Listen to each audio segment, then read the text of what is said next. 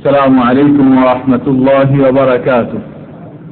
الحمد لله رب العالمين، والصلاة والسلام على أشرف الأنبياء والمرسلين نبينا محمد وعلى آله وأصحابه ومن استنى بسنته واهتدى بهديه وسلك بمسلكه ونهج بمنهجه ووحد الله بتوحيده وصلى بصلاته وزكى بزكاته وصام بصومه وحج بحج إلى يوم الدين. أما بعد، فقد قال الله سبحانه وتعالى في معظم تنزيله: أعوذ بالله من الشيطان الرجيم، بسم الله الرحمن الرحيم، اتبعوا ما أنزل إليكم من ربكم ولا تتبعوا من دونه أولياء قليلا ما تذكرون. وقال رسول الله صلى الله عليه وسلم فيما رواه البخاري ومسلم في صحيحيهما عن أم المؤمنين عائشة رضي الله تعالى عنها قالت: قال رسول الله صلى الله عليه وسلم: من عمل عملا ليس عليه أمرنا فهو رد. وفي رواية: من أحدث في أمرنا هذا ما ليس منه فهو رد، أو كما قال عليه الصلاة والسلام.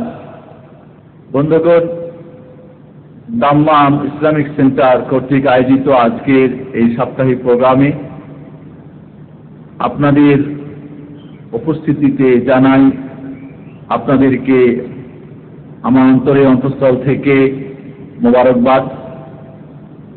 আজকের বিষয়বস্তু সম্পর্কে আপনারা ইতিমধ্যে অবহিত হতে পেরেছেন। সময় খুব কম, কাজেই এই একটা বিরাট বিষয় সম্পর্কে আলোচনা করতে গেলে অনেক সময় প্রয়োজন। আমি সংক্ষেপে শুধু আপনাদের এই বিষয়টা সম্পর্কে একটা সাধারণ ধারণা দেওয়ার চেষ্টা করব। প্রথমত আপনাদের কাছে বেদাত এবং খোরাফাত কি,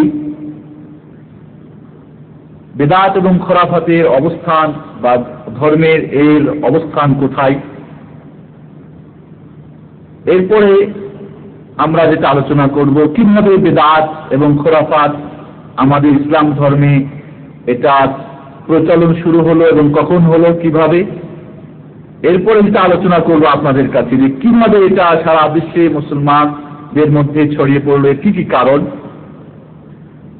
কিছু বেদাত এবং খোরাফাতের উদাহরণ, বেদাত এবং খোরাফিদের যে সমস্ত দলিল বলবো না, বরং যে সমস্ত সংশয় বা সন্দেহ এগুলির কি এবং এর উত্তর কি, বেদাত এবং খোরাফাতের পরিণাম কি, কিভাবে আমরা বেদাত এবং খোরাফাত থেকে বেঁচে থাকতে পারবো, এই কয়েকটি পয়েন্টের উপরে ইনশাআল্লাহ আপনাদের কাছে সংক্ষেপে আলোচনা করার চেষ্টা করব। প্রথমত আমরা আছি বেদাত কি, তো সংক্ষেপে আপনাদের কাছে বলবো। বেদাতের শাব্দিক অর্থ হচ্ছে নব আবিষ্কার, পূর্বে কোন নমুনা ছাড়া কিছু একটা নতুন জিনিসকে তৈরি করা। আল্লাহ রাব্বুল আলামিন বলছেন বদিউস সামাওয়াতি ওয়াল আরদ, আল্লাহ রাব্বুল আলামিন কোন নমুনা ছাড়াই, কোন উদাহরণ ছাড়াই তিনি আসমান এবং জমিনকে তৈরি করেছেন, সৃষ্টি করেছেন। আল্লাহ রাব্বুল আলামিন যখন কোন জিনিস তৈরি করেন, তাকে কোনো একটা আল্লাহ রাব্বুল আলামিনের জন্য কোনো আপনার ইঞ্জিনিয়ারের মাধ্যমে প্রথমে একটা পরিকল্পনা, এর একটা নমুনা, এর যেটা আপনার প্ল্যান প্রোগ্রামের আল্লাহ রাব্বুল আলামিনের প্রয়োজন হয় না, বরং তিনি বলেন কোন ফায়াকুন, হয়ে যাও, হয়ে যায়। এটা ইসলামের পরিভাষায় বলা হয়, বিদআত বলা হয়, যে জিনিসটা আল্লাহ এবং আল্লাহ রাসূলের আল্লাহ রাসূল এবং আল্লাহ রাসূলের সাহাবায়ে কেরামের যুগে যেটার কোনো অস্তিত্ব ছিল না, কোরআন এবং হাদিসের আলোকে সওয়াবের উদ্দেশ্যে নতুন করে যেটাকে তৈরি করা হয়েছে। হতে পারে পদ্ধতিতে, হতে পারে সময়ে, হতে পারে তার সংখ্যায়। সংখ্যা ছিল না, সংখ্যা নির্ধারণ করা হয়েছে। পদ্ধতি ছিল না, পদ্ধতি নতুন করে তৈরি করা হয়েছে। অথবা এই সময় নির্ধারিত ছিল না, সময় নির্ধারণ করে নেওয়া হয়েছে। কারণ যেই কোনো বেদাত, যেই কোনো ইবাদত কবুল হওয়ার জন্য আপনারা হয়তো জানেন যে একটা শর্তের, চারটি শর্তের মধ্যে একটি বিশেষ শর্ত হচ্ছে যে নবী মুহাম্মদ রাসূলুল্লাহ সাল্লাল্লাহু আলাইহি ওয়াসাল্লামের তরিকা অনুযায়ী হতে হবে। ফামান কানা ইয়ারজু লিকা রাব্বিহি ফালইয়ামাল আমালান সালিহা ওয়া লা ইউশরিক বিইবাদাতি রাব্বিহি আহাদা। যে কোনো ইবাদত কবুল হওয়ার জন্য আমাল সালেহ, যার তাফসীর করা হয়েছে সাহাবা ইকরাম থেকে, সালেহ মানে সওয়াব, সঠিক, সঠিক মানে মহানবী মুহাম্মদ রাসূলুল্লাহ সাল্লাল্লাহু আলাইহি ওয়াসাল্লামের তরিকা অনুযায়ী হতে হবে, না হলে আপনার সে ইবাদত আল্লাহর কাছে কবুল হবে না। তাহলে আমরা বুঝতে পারলাম বেদাত বলা হয় নবী মুহাম্মদ রাসূলুল্লাহ সাল্লাল্লাহু আলাইহি ওয়াসাল্লামের তরিকা, যেই তরিকার উপরে সালফে সালিহিন সাহাবায়ে কেরাম যে তরিকার উপরে ছিলেন সেই তরিকাকে ছেড়ে দিয়ে নতুন করে সওয়াবের উদ্দেশ্যে, কারণ এই যে মাইকে কথা বলছি এটা একটা নতুন জিনিস, যে চশমা পড়েছে এটাও নতুন, যে ঘড়ি সেটাও নতুন, ক্যামেরাও নতুন, টেলিভিশন নতুন, সবকিছুই নতুন। তা আপনারা বলবেন যে এগুলি তাহলে বেদাত। হ্যাঁ, এটা শাব্দিক অর্থে আসবে, কিন্তু ইসলামের পরিভাষায় এগুলি বেদাতে আসবে না। কারণ টেলিভিশন কি কোনো সওয়াবের উদ্দেশ্যে তৈরি করা হয়েছে? মাইক্রোফোন যে তৈরি করেছেন যিনি, অনেক নেকি পাবে সেই উদ্দেশ্যে তৈরি করা হয়েছে? তা না। কিন্তু আমরা যেটাকে সওয়াবের উদ্দেশ্যে যখন আমরা করতে যাব, যখন ধর্মীয় আমরা কোনো অনুষ্ঠান হিসাবে সেটাকে গ্রহণ করব, তখনই সেটাকে বেদাত বলে আমরা আখ্যায়িত করব। এরপরে আসি আমরা, এগুলি এখন দলিল দিতে যাই বেদাতের অনেক সময় লাগবে। আমি সংক্ষেপে শুধু আপনাদের বলেছি, একটা ধারণা দিব, আর আপনারা এই ইতিমধ্যে হয়তো আলোচনা অনেক শুনেছেন। খোরাফাত, খোরাফাত শব্দের অর্থ হল কুসংস্কার বা যেগুলি গাল গল্প, মিথ্যা গল্প গুজব, যেগুলি ইসলামের পরিভাষায় খোরাফাত বলা হয়। ইসলামের নামে যে সমস্ত গাল গল্প বিভিন্ন আউলিয়া সম্পর্কে, পীর সম্পর্কে, রাসূল সম্পর্কে, নবী সম্পর্কে, যেগুলিকে ইসলামের সাথে গড়ে আমরা বলতে চেয়েছি এগুলি কি শরিয়াতের গল্প, কিন্তু অরিজিনালি সেগুলি কোরআন হাদিসের আলোকে কোনো ভিত্তি নেই। আপনারা হয়তো বুঝতে চেষ্টা করছেন যে খোরাফাত বলা হয় এমন কিছু গল্প গুজব যেগুলো মনে করেন আপনাদের, আমি পরবর্তীতে কিছু খোরাফাতের আমি উদাহরণ দিব। যেমন মনে করেন আপনাদের বোঝার জন্য এখন একটি দেওয়া দরকার, পীরে পীর দস্তগীর বড় পীর আব্দুল কাদের জিলানী সম্পর্কে আপনাদের একটা ভালো ধারণা আছে, এবং সকলের এই ভালো ধারণা থাকা দরকার তিনি একজন আল্লাহর সত্যিকারের ওয়ালি ছিলেন। তার সম্পর্কে একটা গল্প আছে, সেটা হলো এই যে একদিন আল্লাহ রাব্বুল আলামিন শেষ আসমানে পদচারণ করতেছিলেন, হাঁটতেছিলেন। আমাদের বড় পীর আব্দুল কাদের জিলানী সাহেব তিনি আল্লাহর সঙ্গে শেষ আসমানে হাঁটতেছিলেন। হঠাৎ করে আল্লাহ রাব্বুল আলামিনের নাউযুবিল্লাহ মিন যালিক আগেই পড়ে পদস্খলন হলো, মানে পা পিছলে গিয়ে যখন আল্লাহ রাব্বুল আলামিন জমিনে পড়ে গিয়ে ধ্বংস হতে যাচ্ছিলেন, বলেন নাউযুবিল্লাহ মিন যালিক। আমাদের বড় পীর আব্দুল কাদের জিলানী আল্লাহ রাব্বুল আলামিনের হাত, দস মানে হাত, গির মানে পাকার না, মানে হাত ধরে নিয়ে আল্লাহকে বাঁচাই দিলেন, বলেন নাউযুবিল্লাহ মিন যালিক। এই জন্য আল্লাহ রাব্বুল আলামিন আমাদের বড় পীর আব্দুল কাদের জিলানীর নাম রেখে দিলেন পীরে পীর দস্তগীর, যে মহান রব্বুল আলামিনের হাত পাকড়িয়ে হাত ধরে বাঁচিয়ে দিলেন। এমনটা কি হতে পারে? কখনই না। এবার আমরা আসি, আমরা অর্থ জানতে পারলাম বিদআত নব আবিষ্কৃত, যার কোনো কোরআন হাদিসে স্থান নেই এমন কোন জিনিস, সেটা পদ্ধতিগতই হোক, সময় নির্ধারণ করেই হোক, বা সংখ্যা নিজে বানিয়ে নেওয়াই হোক। এবং খোরাফাত হলো যে ইসলামের নামে কিছু গল্প গুজব, গল্প চালিয়ে দেওয়া, যেটাকে আমরা ইসলাম মনে করে গ্রহণ করে থাকি। এরপরে আমরা আসি যে বিদআতের স্থান কোথায়, ইসলামে বিদআতের স্থান কোথায়? এটা কি ইসলামের কোন, ইসলামের অন্তর্ভুক্ত নাই, ইসলামের বহির্ভূত জিনিস? এটা বলে জানা দরকার রয়েছে, ঠিক কিনা? এর আগে আপনাদের কয়েকটি মূল নীতি জানা উচিত। মহান রব্বুল আলামিন আমাদের কাছে তার শেষ নবী মুহাম্মদ রাসূলুল্লাহ সাল্লাল্লাহু আলাইহি ওয়াসাল্লামের মাধ্যমে পূর্ণাঙ্গ একটি কমপ্লিট জীবন ব্যবস্থা দিন ইসলাম দিয়ে গেছেন, ঠিক কিনা? এর মধ্যে কোনো কমতি আছে? এর মধ্যে কোনো সংযোজন এবং বিয়োজনের কোনো কি আপনার অবস্থান রয়েছে? এমন কোনো কারোর অধিকার রয়েছে যে দিন ইসলামের মধ্যে কিছু সংযোজন করবে অথবা দিন ইসলামের মধ্যে কিছু বিয়োজন করবে? এমন অধিকার রাসূলের ইন্তেকালের পরে সাহাবায়ে কেরামের জন্য কিছুটা, কারণ আল্লাহ রাসূল বলছেন আলাইকুম বিসুন্নতি ওয়া সুন্নাতিল খুলাফায়ে রাশিদিন আল মাহদিয়িন, আমি এবং আমার সাহাবায়ে কেরাম যারা খুলাফায়ে রাশিদিন তাদের সুন্নতকে তোমরা মজবুত করে আঁকড়িয়ে ধরো। তামাসসাকু বিহা ওয়াযু আলাইহা বিন নওয়াজিজ, হাত দিয়ে মজবুত করে ধরো, হাত দিয়ে মজবুত করে ধরো আমার এবং আমার খুলাফায়ে রাশিদিনের সুন্নতকে। তার পরবর্তী যুগ যেগুলি আল্লাহ রাসূল তো বলছেন খায়রুল কুরুনি কারনি সুম্মা আল্লাযীনা ইয়ালুনহুম সুম্মা আল্লাযীনা ইয়ালুনহুম, তিনটা যুগ, 3 শতাব্দীর পরে এই 3 শতাব্দীর মধ্যে কোনো প্রকার বিদআত তৈরি হয় নাই। পরবর্তীতে বিদআত এবং খুরাফাতের তোমার জন্ম হয়েছে এবং সেগুলি বর্তমানে যে আমাদের দেশে একেবারে ইসলামের নামে আমাদের রন্ধ্রে আমাদের রক্তে শিরায় শিরায় যেগুলি ঢুকে বসেছে, আমাদের মগজে যেগুলি ইসলামের নামে বসে গিয়েছে, যেগুলিকে দূর করার জন্য অত্যন্ত বড় আমাদের চেষ্টা করেও আজকে আমরা সফল কাম যতটুকু হওয়া দরকার আমরা হতে পারছি না। বন্ধুগণ, তাহলে আমরা জানলাম যে দিন কমপ্লিট। আল ইয়াওমা আকমালতু লাকুম দীনাকুম ওয়া আতমামতু আলাইকুম নি'মাতি ওয়া রাদিতু লাকুমুল ইসলাম দীনা। রাসূলুল্লাহ সাল্লাল্লাহু আলাইহি সাল্লাম বিদায় হজ্জে যখন মানুষ সমাবেশে যখন বললেন খুযু আন্নী মানাসিকাকুম, তোমাদের হজ সম্পর্কে আমার কাছে জেনে নাও, কারণ আমি জানি না সামনে হজে তোমাদের সঙ্গে আমি সাক্ষাৎ করতে পারবো কিনা। এবার দিন কমপ্লিট।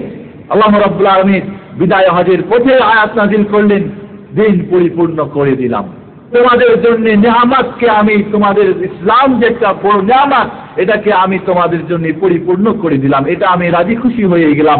তোমাদের জন্য দিন ইসলামকে আমি কি করলাম, মনোনীত একটি ধর্ম হিসাবে গ্রহণ করে নিলাম এবং এই ধর্মে সমস্ত আগের ধর্ম সব কিছুকে কি করলো, রহিত ঘোষণা করা হলো। ঠিক কিনা?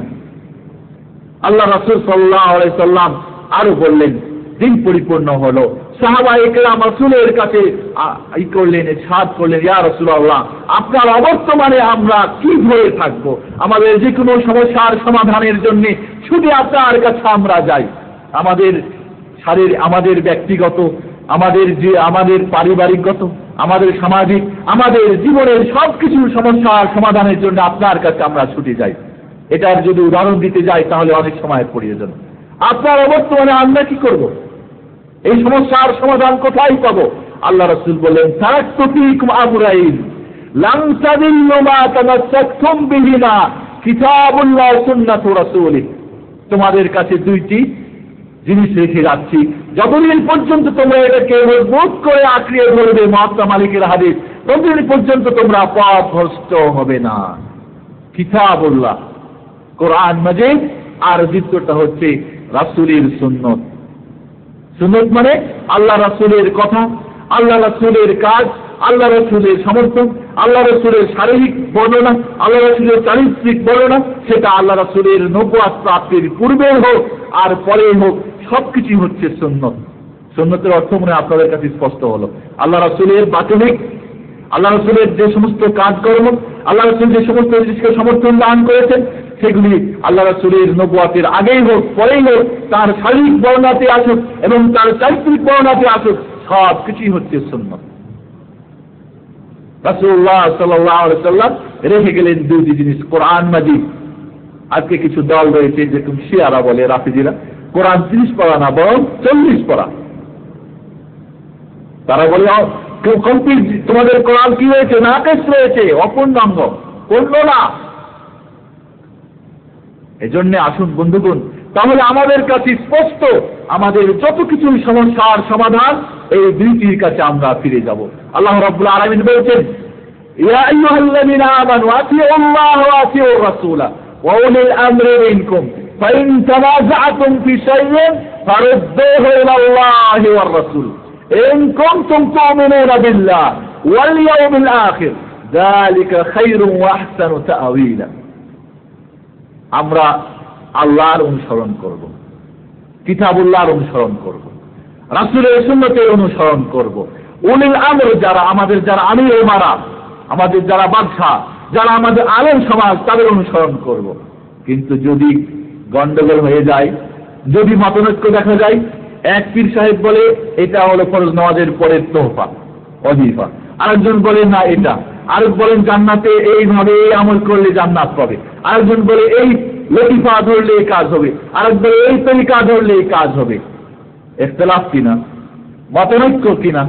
এক পীর সাহেব আর এক পীরের মুরিদ হতে নিষেধ করেন কিনা? এক হুজুর আর এক হুজুরের যা ব্যাখ্যা আর এক ব্যাখ্যা দান করেন কিনা?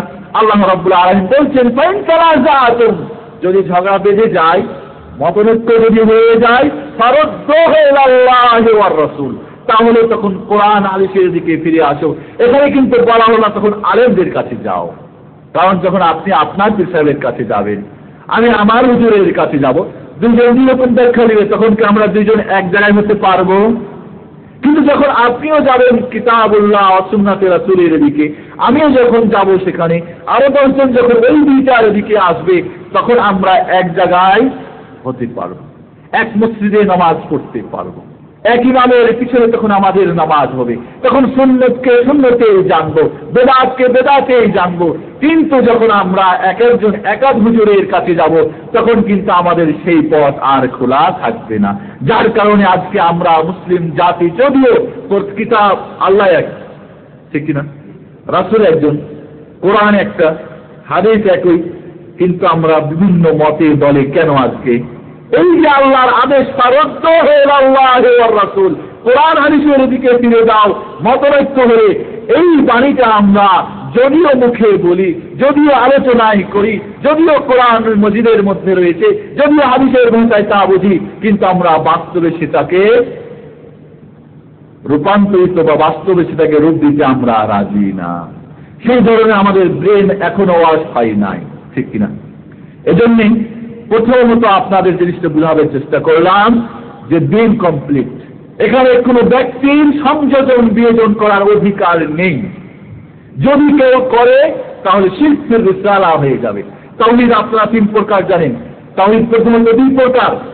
একটা তাওহীদ হচ্ছে আল্লাহর সঙ্গে সম্পর্ক, সেটা 3 প্রকার।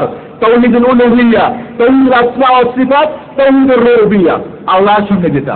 আর একটা তাওহীদ হলো যেটা হলো কি ইহদিনাস সিরাতাল মুস্তাকিম, সিরাতাল্লাযীনা আন'আমতা আলাইহিম গায়রিল মাগদুবি আলাইহিম ওয়ালাদ-দাল্লিন।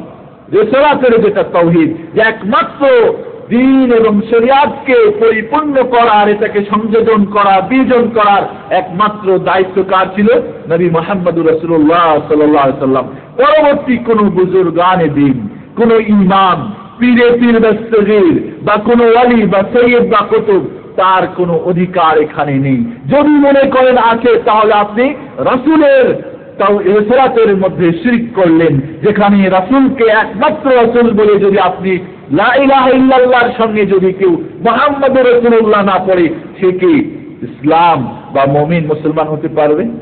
একজন কাফের যদি বলে লা ইলাহা ইল্লাল্লাহ, বাস মুহাম্মদুর রাসূলুল্লাহ যদি কেউ বিশ্বাস না করে, যদি না বলে ইসলামের প্রথম রুকুন যদি না বলে আশহাদু আল্লা ইলাহা ইল্লাল্লাহ ওয়া আন্না মুহাম্মাদার রাসূলুল্লাহ যদি না পড়ে, কেউ মুমিন হতে পারবে? মুসলমান হতে পারবে না। তার ঈমান বা তার ইসলাম তার কমপ্লিট হবে না। বন্ধুগণ, আপনাদের তাহলে স্পষ্ট হলো আপনাদের কাছে যে রাসূলুল্লাহ সাল্লাল্লাহু আলাইহি ওয়াসাল্লাম আমাদের কাছে তারাকানা আলাল মাহাজ্জাতিল বাইদা লাইলুহা কানাহারিহা লা ইয়াজিবু আনহা ইল্লা হালিক।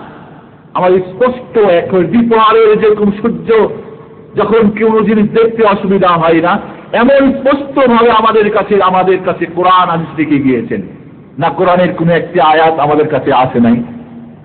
বিশ্বাস করেন নাকি আপনারা? ইন্না নাহনু নাযালনা যিকরা ওয়া ইন্না লাহু লাহাফিজুন। আল্লাহ কোরআনকে সংরক্ষণের দায়িত্ব তিনি গ্রহণ করেছেন। তাওরাত, ইনজিল, তাহরিফ এবং তাবদীল, পরিবর্তন, সংযোজন বিয়োজন হয়েছে, কিন্তু অদ্যাবধি আজ থেকে 1500 বছর আগে যে কোরআন নাজিল হয়েছে, অদ্যাবধি কোরআনের একটি আয়াত, একটি নোক্তা, একটি জের ও জবরও পরিবর্তন হয়নি। বলেন সুবহানাল্লাহ। কারণ আল্লাহ নিজেই তার সংরক্ষণের দায়িত্ব তিনি গ্রহণ করেছেন, ঠিক কিনা? আজকে বিধর্মীরা বিভিন্ন আয়াত, সূরাতুল মুমিন, সূরা বিভিন্ন আয়াত, এটা ওটা অনেক কিছু সংযোজন করছে, কি ধরা পড়ে নাই? রাত্রি করলে সকালে 5 মিনিট যখনই এটা বাইরে এসেছে তখনই সেটা ধরা পড়েছে, কোনো বুদ্ধি নেই। বন্ধুগণ, আল্লাহ রাব্বুল আলামিন একদিকে যেরকম সুন্নতের পাবন্দির জন্য আমাদেরকে আদেশ করেছেন, আরেকদিকে আমাদের বেদাত থেকে, খোরাফাত থেকে আমাদেরকে নিষেধ করেছেন। কারণ বেদাত খোরাফাত মানে রাসূলের সুন্নতে যথেষ্ট মনে না করে আরো কিছু আমাদের অধিকার রয়েছে দিনের নামে কিছু সংযোজন করার, ঠিক কিনা? এই জন্য রাসূলুল্লাহ, আমি সংক্ষেপে শুধু বলবো যে রাসূলের অনুসরণ এবং অনুকরণের জন্য যে তাগিদ করা হয়েছে, ওয়া মা আতাকুমুর রাসূলু ফাখুযু ওয়া মা নাহাকুম আনহু ফান্তাহু, রাসূল যা তোমাদের দেয় গ্রহণ করো, যা নিষেধ করে তা বর্জন করো। বললেন নাকি যে তোমাদের হুজুর সাহেবানরা যা দিবে তাও গ্রহণ করতে পারো, যা নিষেধ করবে তাও ছাড়তে পারো, এমন কথা কি আছে নাকি কোরআন হাদিসে? না।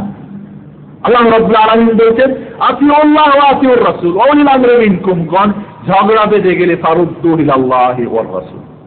রাসূল আল্লাহ রাব্বুল আলামিন শুধু তাই বলছেন না, বলছেন আতিউল্লাহ ওয়া আতিউর রাসূল, আল্লাহ ও আল্লাহ রাসূলের শুধু অনুসরণ করো, লাআল্লাকুম তুরহামুন, তাহলে তোমরা আলে ইমরানের 132 নম্বর আয়াত আল্লাহ বলছেন, তাহলে তোমরা কি হবে? আল্লাহর অনুকম্পা, আল্লাহর দয়া এবং আল্লাহর তোমরা রহমত পাবে। আল্লাহ রাব্বুল আলামিন শুধু তাই না, আরো বলছেন ফালিয়াহযারিল্লাযীনা ইউখালিফুনা আন আমরি আন তুসীবাহুম ফিতনা আও ইউসীবাহুম আযাবুন আলীম। হে রাসূল, তাদেরকে ভয় দেখিয়ে দাও, তাদেরকে সাবধান করে দাও, যারা তোমার আদেশ নিষেধের মুখালেফ করে, হয় তাদের কোনো ফিতনা আক্রমণ করবে। কি ফিতনা? ওই যে বিদআতে যখন লিপ্ত হয়ে যাবে, আর বিদআতে লিপ্ত হলে তার অবস্থা কি হবে? রাসূলের তরিকা ছেড়ে যখন অন্য তরিকা ধরবে, কি সে আমল কবুল হবে? আও ইউসীবাহুম আযাবুন আলীম, অথবা তাদের দর্দনাক কঠিন আযাব তাদেরকে স্পর্শ করবে। আজকে রাসূলের তরিকা ছেড়ে দিয়েই তো আমাদের যত লাঞ্ছিত, যত পদদলিত, পদমোহিত এবং আমাদের যত দেখেন সারা পৃথিবীতে মুসলিম জাতির যত অবনতি, একটাই মাত্র কারণ, নবী মুহাম্মদুর রাসূলুল্লাহ সাল্লাল্লাহু আলাইহি ওয়াসাল্লামের তরিকাকে ছেড়ে দিয়েছি।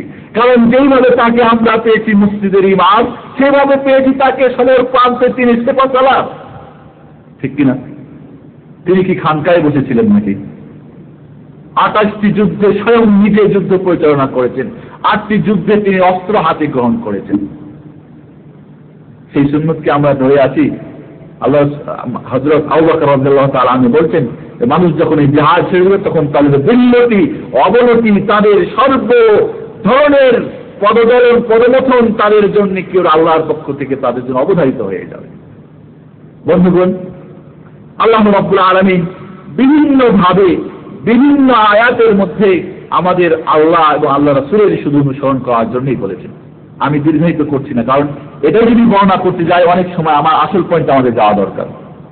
এবার আমরা আসি, আপনাদের সঙ্গে ওয়াদা করেছি বিদআত এবং খুরাফাতের স্থান ইসলামে কতটুকু, এর স্থান কোথায়?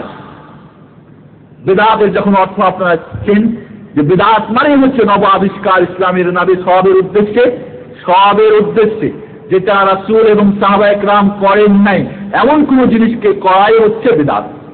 আপনাদের অনেক সময় হুজুরা বলে, আরে প্লেনে চড়ে এটা কি বিদআত না? কি আপনি ঢাকা এয়ারপোর্ট থেকে তাহরান পর্যন্ত যে এসেছেন, কত সওয়াবের উদ্দেশ্য করে এসেছেন? উদ্দেশ্য করেছেন নাকি সওয়াবের? এটা দিনের কোনো কাজ মনে করেছেন কিনা? কিন্তু যখন আপনি সবে বরাত মানেন তখন কি করেন? বিরাট উদ্দেশ্য হয়, ঠিক না? সমস্ত জীবনের গুনাহ খাতা মাফ হয়ে যাবে, তাহলে তার দলিল লাগবে তখন। কিন্তু দাঁড়ান যখন আমি আসতেছি, আমি দিনটাকে দিন মনে করি না, আমি সেটাকে বিদআত মনে করার প্রয়োজন নেই। যাই হোক বন্ধুগণ, আল্লাহ রাসূল সাল্লাল্লাহু আলাইহি ওয়াসাল্লাম, আল্লাহ রাব্বুল আলামিন বলছেন, ইত্তাবিউ মা উনজিলা ইলাইকুম মির রাব্বিকুম, তোমাদের পূর্বপক্ষ থেকে যা তোমাদের জন্য এসেছে, অবতীর্ণ হয়েছে ওয়াহী, ওয়াহী দুই প্রকার। ওয়াহী মাত্র অর্থাৎ কোরআন মাজিদ, যেটা 30 পারা কোরআন, 23 বছরের জিন্দেগিতে যে কোরআন আমাদের কাছে এসেছে। আর একটা ওয়াহী গায়র মাত্র, যেটা রাসূলুল্লাহ সাল্লাল্লাহু আলাইহি ওয়াসাল্লামের হাদিস, এটাকে বলা হয় ওয়াহী গায়র মাত্র। কারণ রাসূলুল্লাহ সাল্লাল্লাহু আলাইহি ওয়াসাল্লাম নিজের মন থেকে কোনো কথা বলতেন না। মা ইয়ানতিকু আনিল হাওয়া ইন হুয়া ইল্লা ওয়াহয়ুন ইউহা, যে কোনো কথা তিনি বলতেন, প্রতিটি কথাই তিনি আল্লাহর নির্দেশে তিনি বলতেন, আল্লাহর ইলহাম হলে বলতেন। এখন তো আমাদের মাশাআল্লাহ কাশফ এবং ইলহামের এক গ্রুপ রয়েছে সুফিবাদী এবং বাতিনি গ্রুপ, যারা বলে কি যে প্রতিদিন রাত্রেই আমাকে আল্লাহ ইলহাম করেন, বলেন নাউযুবিল্লাহ মিন যালিক। এই ধরনের করে তারা নিজস্ব শরীয়ত বানিয়ে আমাদেরকে পথভ্রষ্ট করার চেষ্টা করে। বন্ধুগণ, আল্লাহ রাসূল সাল্লাল্লাহু আলাইহি ওয়াসাল্লাম যে ওয়াহী আমাদের কাছে রেখে গেছেন, ওই যে তারাক্তু ফিকুম, আমরা এই দুটি ওয়াহী, কোরআন এবং হাদিস, এই দুটিকে অনুসরণ করার জন্য আল্লাহ বলছেন ওয়ালা তাত্তাবিউ মিন দুনিহি আউলিয়া, আল্লাহ ছাড়া অন্য কাউকেই দোস্ত বানিয়ে নিও না। কেউ যদি নিয়ে আসে নতুন ধর্ম, নতুন কিছু সিলেবাস, নতুন কিছু তরিকা, সেটা অনুসরণ করো না। আল্লাহ বলছেন কালিলাম মা তাযাক্কারুন, খুব কম সংখ্যক মানুষ যারা কি স্মরণ করে, যারা এটাকে গ্রহণ করে। এজন্যই হকপন্থীরা সবসময় কম হলে এজন্য ভয় পাওয়ার কিছুই নেই। আমি পরবর্তীতে ইনশাআল্লাহ বিদআত এবং খোরাফিদের যে দলিল, শুবহাত, সংশয় অনেক এতগুলি মানুষ কেন করে এগুলি আমি প্রশ্ন উত্তর দেওয়ার চেষ্টা করবো ইনশাআল্লাহ। আল্লাহ রাসূল সাল্লাল্লাহু আলাইহি ওয়াসাল্লাম বলছেন, বুখারী মুসলিমের হাদিস, মান আমিলা আমালান লাইসা আলাইহি আমরুনা ফাহুয়া রাদ। যে কেউ, মান, আপনারা তো আরবি আল্লাহ করে কিছু শিখেছে, সোজা রয়েছে। অনেক সময় শরীরে বলে মিন, মিন না, মিন মানে হইতে, আসলে মান মানে কে। মান যে কেউ, পুরুষ, নারী, ছোট বড়, আলেম, গায়র আলেম, শিক্ষিত, অশিক্ষিত, যে কোনো ব্যক্তিকে আরবিতে অনেক মান মানে কে। যে কেউ, মান আমেলা, যে কেউ কোনো আমল করবে, লাইসা আলাইহি আমরুনা, যার যেই কাজটির আদেশ আমার পক্ষ থেকে নেই, ফাহুয়া রাদ্দুন, সেটা গায়র মারদুদ, গায়র মাকবুল, সেটা পরিত্যক্ত, সেটাকে বর্জনীয়, সেটা গ্রহণ করা চলবে না। ঠিক কিনা? অন্য বর্ণায় আছে মান আহাদাথা ফি আমরিনা, যে নতুন করে আমাদের ইসলামে কিছু আবিষ্কার করলো ইসলামের নামে, সবের উদ্দেশ্যে, মা লাইসা মিনহু ফাহুয়া রাদ্দুন, যেটা ইসলামের অন্তর্ভুক্ত না, যেটা কোরআন এবং কিতাবুল্লাহ ও সুন্নাত রাসূলুল্লাহর মধ্যে যার কোনো প্রমাণ নেই, সেটা পরিত্যক্ত, পরিবর্জন, সেটা গ্রহণীয় না। তাহলে কি পেলাম আমরা? যে আমরা কোনো জিনিস যখন করব, বন্ধুগণ, কেন করব আমরা? কেন আমরা দেখবো যেটা কোরআন হাদিসে আছে কিনা? কারণ রাসূলুল্লাহ সাল্লাল্লাহু আলাইহি ওয়াসাল্লাম বলছেন, ইফতারাকাতিল ইয়াহুদ আলা ওয়াহিদাতিন ওয়া সাবঈনা ফিরকা, ইহুদরা 71 দলে বিভক্ত হয়েছে। ওয়ান নাসারা, খ্রিস্টানরা হয়েছে 72 দলে বিভক্ত। ওয়া সাতাফতারিকু উম্মতি বিসালাসিন ওয়া সাবঈনা ফিরকা, আমার উম্মতে মুহাম্মাদি হবে 73 দলে বিভক্ত। সুবহানাল্লাহ। কুল্লুহা ফিন্নার ইল্লা ওয়াহিদা, একটি দল বাদ দিয়ে সকলেই জাহান্নামে যাবে। নাউযুবিল্লাহ মিন যালিক। কি সাহাবা ইকরাম কি চুপ করে থাকলেন যে ওই দলটিকে না জেনে নিয়ে ঘুমাই গেলেন, না মিটিং ভেঙে চলে গেলেন? অবশ্যই, কারণ তাদের মতো দিনের আগ্রহী, দিন সম্পর্কে জানতে, তা একদিন কাজ করেছে মাঠে ঘাটে, বন্ধুকে বলেছে, বন্ধু যাও রাসূলের দরবারে সারাদিন তুমি হাদিস কোরআন জানবে, সন্ধ্যায় তুমি আমাকে শিখিয়ে দিবে, পরের দিন আমি যাব শিখতে, তুমি যাবে তোমার জিন্দেগির তলাশের জন্য, তোমার টাকা পয়সা অর্জনের জন্য। এইভাবে তারা শিখেছে, 10টি করে আয়াত শিখেছে, আমল করতে পেরেছে। তারপর আবার 10টি, সাহাবী বলছেন যে 10টি করে আয়াত আমরা আল্লাহ রাসূলের কাছ থেকে জানতাম, এরপরে আমল করতাম, কমপ্লিট আমল হয়ে গেলে এরপরে আবার 10টি গ্রহণ করতাম, এর আগে দিতাম না। ফাতাআল্লামনাল ইলমা ওয়াল আমালা মান, একই সঙ্গে আমরা জ্ঞান এবং জ্ঞান অনুযায়ী আমল করতে আমরা শিখেছি। এজন্য বন্ধুগণ, পরবর্তীতে আমি বলবো, তার আগেই বলে নিচ্ছি, আলেম বলা হয় যে যেভাবে জানে ঠিক ওইভাবে আমল করে, তাকে বলে আলেম। মনে করেন এটা বিষ ভর্তি অ্যান্টি, এরপরে আমি খাচ্ছি, তাহলে কি বুঝু করবেন? আমি জানি যে এটা বিষ, বা বিষ খেলে মারা যায়, এটা আমি জানি, আপনারা বিশ্বাস করবেন? করবেন নাকি? কেউ করবেন না। আপনি জানেন আগুন দিয়ে আগুনের কাজ দাহ করা, এখন যদি মেতের কাঠি দিয়ে আমি আগুন পুড়াই, আঙুলটি কি মনে করবেন আপনারা? বলবেন হয়তো আমি পাগল, অথবা জানি না। আপনারা সকলে বলবেন আরে কি করছেন, ঠিক কিনা? বলবো না আমি জানি, তাহলে আপনারা বলবেন পাগল। তাহলে আলেম বলা হয়, আপনারা মনে করবেন না দাড়ি হলে আলেম, এরকম রুমাল হলে আলেম, বড় জব্বা জব্বা হলে আলেম, তা না। আলেম দুটো জিনিসের সমন্বয়, জানা এবং তৎ অনুযায়ী আমল করা। ইবলিস অনেক কিছু জানে, আমল করে না, সে আলেম নাকি? অনেকের দেহের কোষ আছে, রবি ঠাকুরের বড় বড় দাড়ি, হ্যাঁ, ওর মনে করেন বাহ্যিক ভাবে সে তো আলেম বলা যেতে পারে, কিন্তু সে জানে না ইসলাম সম্পর্কে, সেও আলেম না। তো দুইটা জিনিসের সমন্বয়, আপনারা কখনোই ধোকায় পড়বেন না। আমরা অনেক সময় ধোকায় পড়ে যাই যে ভেজ বুঝ দেখেই মনে করি বিরাট আল্লাহর আলেম, আল্লাহর ওয়ালি আউলিয়া, মাশাআল্লাহ। না, দুইটা জিনিসের সমন্বয় যার মধ্যে পাবেন, তিনি রিক্সা চালক হোক, ভ্যান চালক হোক, তিনি কোনো কৃষক হোক, কোনো মাস্টার হোক, কোনো ডাক্তার হোক, কোনো ইঞ্জিনিয়ার হোক, যার মধ্যে এই দুইটা জিনিস পাবেন, তিনি আলেম আল্লাহ করে। এই আলেম কেউ হয়তো বড় আলেম, সবকিছুই আমল করেন, কেউ হয়তো কিছু করতে পারেন, যতটুকু আমল করেন সেটুকু তিনি আলিম আল্লাহ করেন ইনশাআল্লাহ। এই জন্য নিজেদেরকে ভাববেন না যে আমরা জাহেল মূর্খের কথা ভাববেন না, যেটুকু আপনি নিজের আমল করলে আপনি বড় আলিম আল্লাহ করেন। তাহলে আমরা জানতে পারলাম যে বিদআতের কোনো স্থান ইসলামের মধ্যে নেই, সংযোজনের কোনো অধিকার রাসূলুল্লাহ সাল্লাল্লাহু আলাইহি ওয়াসাল্লাম এবং তার খোলাফায়ে রাশিদিনের পরে কারোর কোনো অধিকার নেই। তাহলে বিদআতের স্থান ইসলামের মধ্যে কিছু নেই। আল্লাহ রাসূল সাল্লাল্লাহু আলাইহি ওয়াসাল্লাম আব্দুল্লাহ ইবনে মাসউদ বলছেন, একদিন একটা দাগ টানলেন, একটা বড় রেখা টানলেন, এরপরে বললেন যে এটাই হলো সাবিলুল্লাহ, আল্লাহর রাস্তা।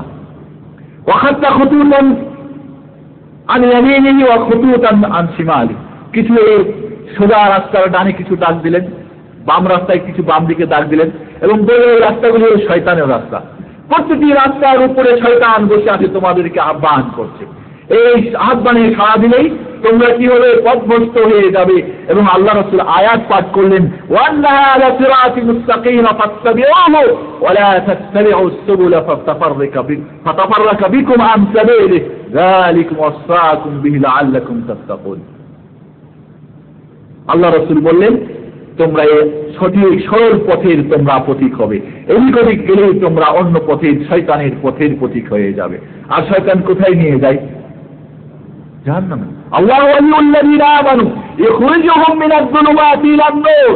আল্লাহ আমাদের দোস্ত মুমিনদের নিয়ে যায় নূরের দিকে, অন্ধকারের পথ থেকে, শিরক বিদআতের পথ থেকে, মূর্খতার পথ থেকে, জাহেলিয়াতের পথ থেকে নিয়ে যায় আল্লাহর পথে, কোরআনের পথে, হাদিসের পথে, জান্নাতের পথে, ভালোর পথে। والذين كفروا أولياؤهم الطاغوت يخرجونهم من النور إلى الظلمات أولئك أصحاب النار هم فيها خالدون। আর যারা কাফের, যারা এই সঠিক পথ চায় না, তাদের দোস্ত হলো শয়তান।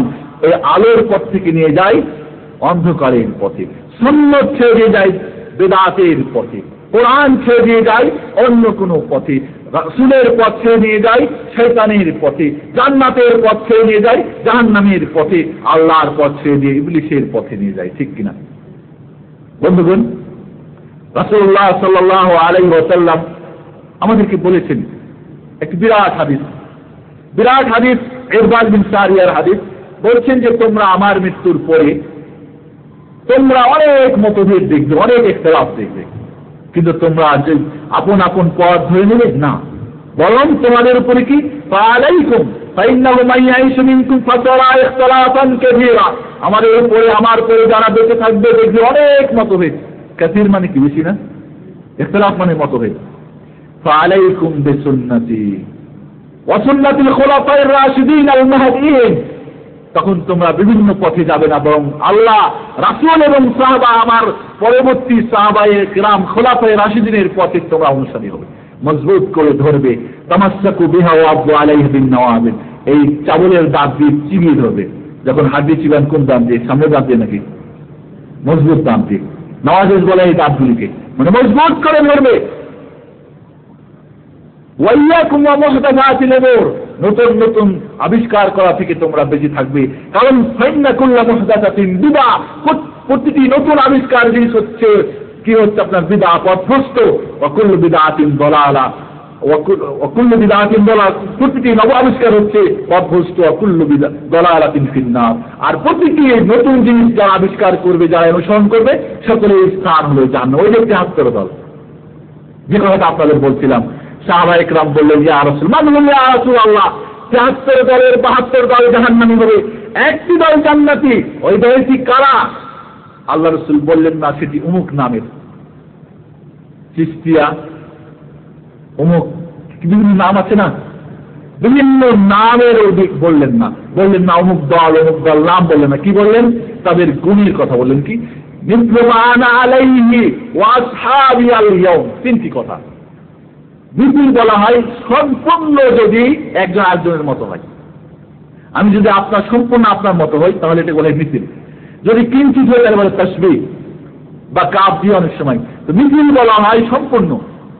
মা আনা আলাইহি ওয়া আসহাবি, আমিও আমার সাহাবায়ে কেরাম আজকের দিনে যে অবস্থায় আছি, যেই তরিকার উপরে আছি আজকের দিনে, আল ইয়াউম মানে আজকে, আজকের দিনে আমি এবং আমার সাহাবায়ে কেরাম যেই তরিকার উপরে আছি, সেই তরিকা যারা ধরবে তারাই হবে জান্নাতি।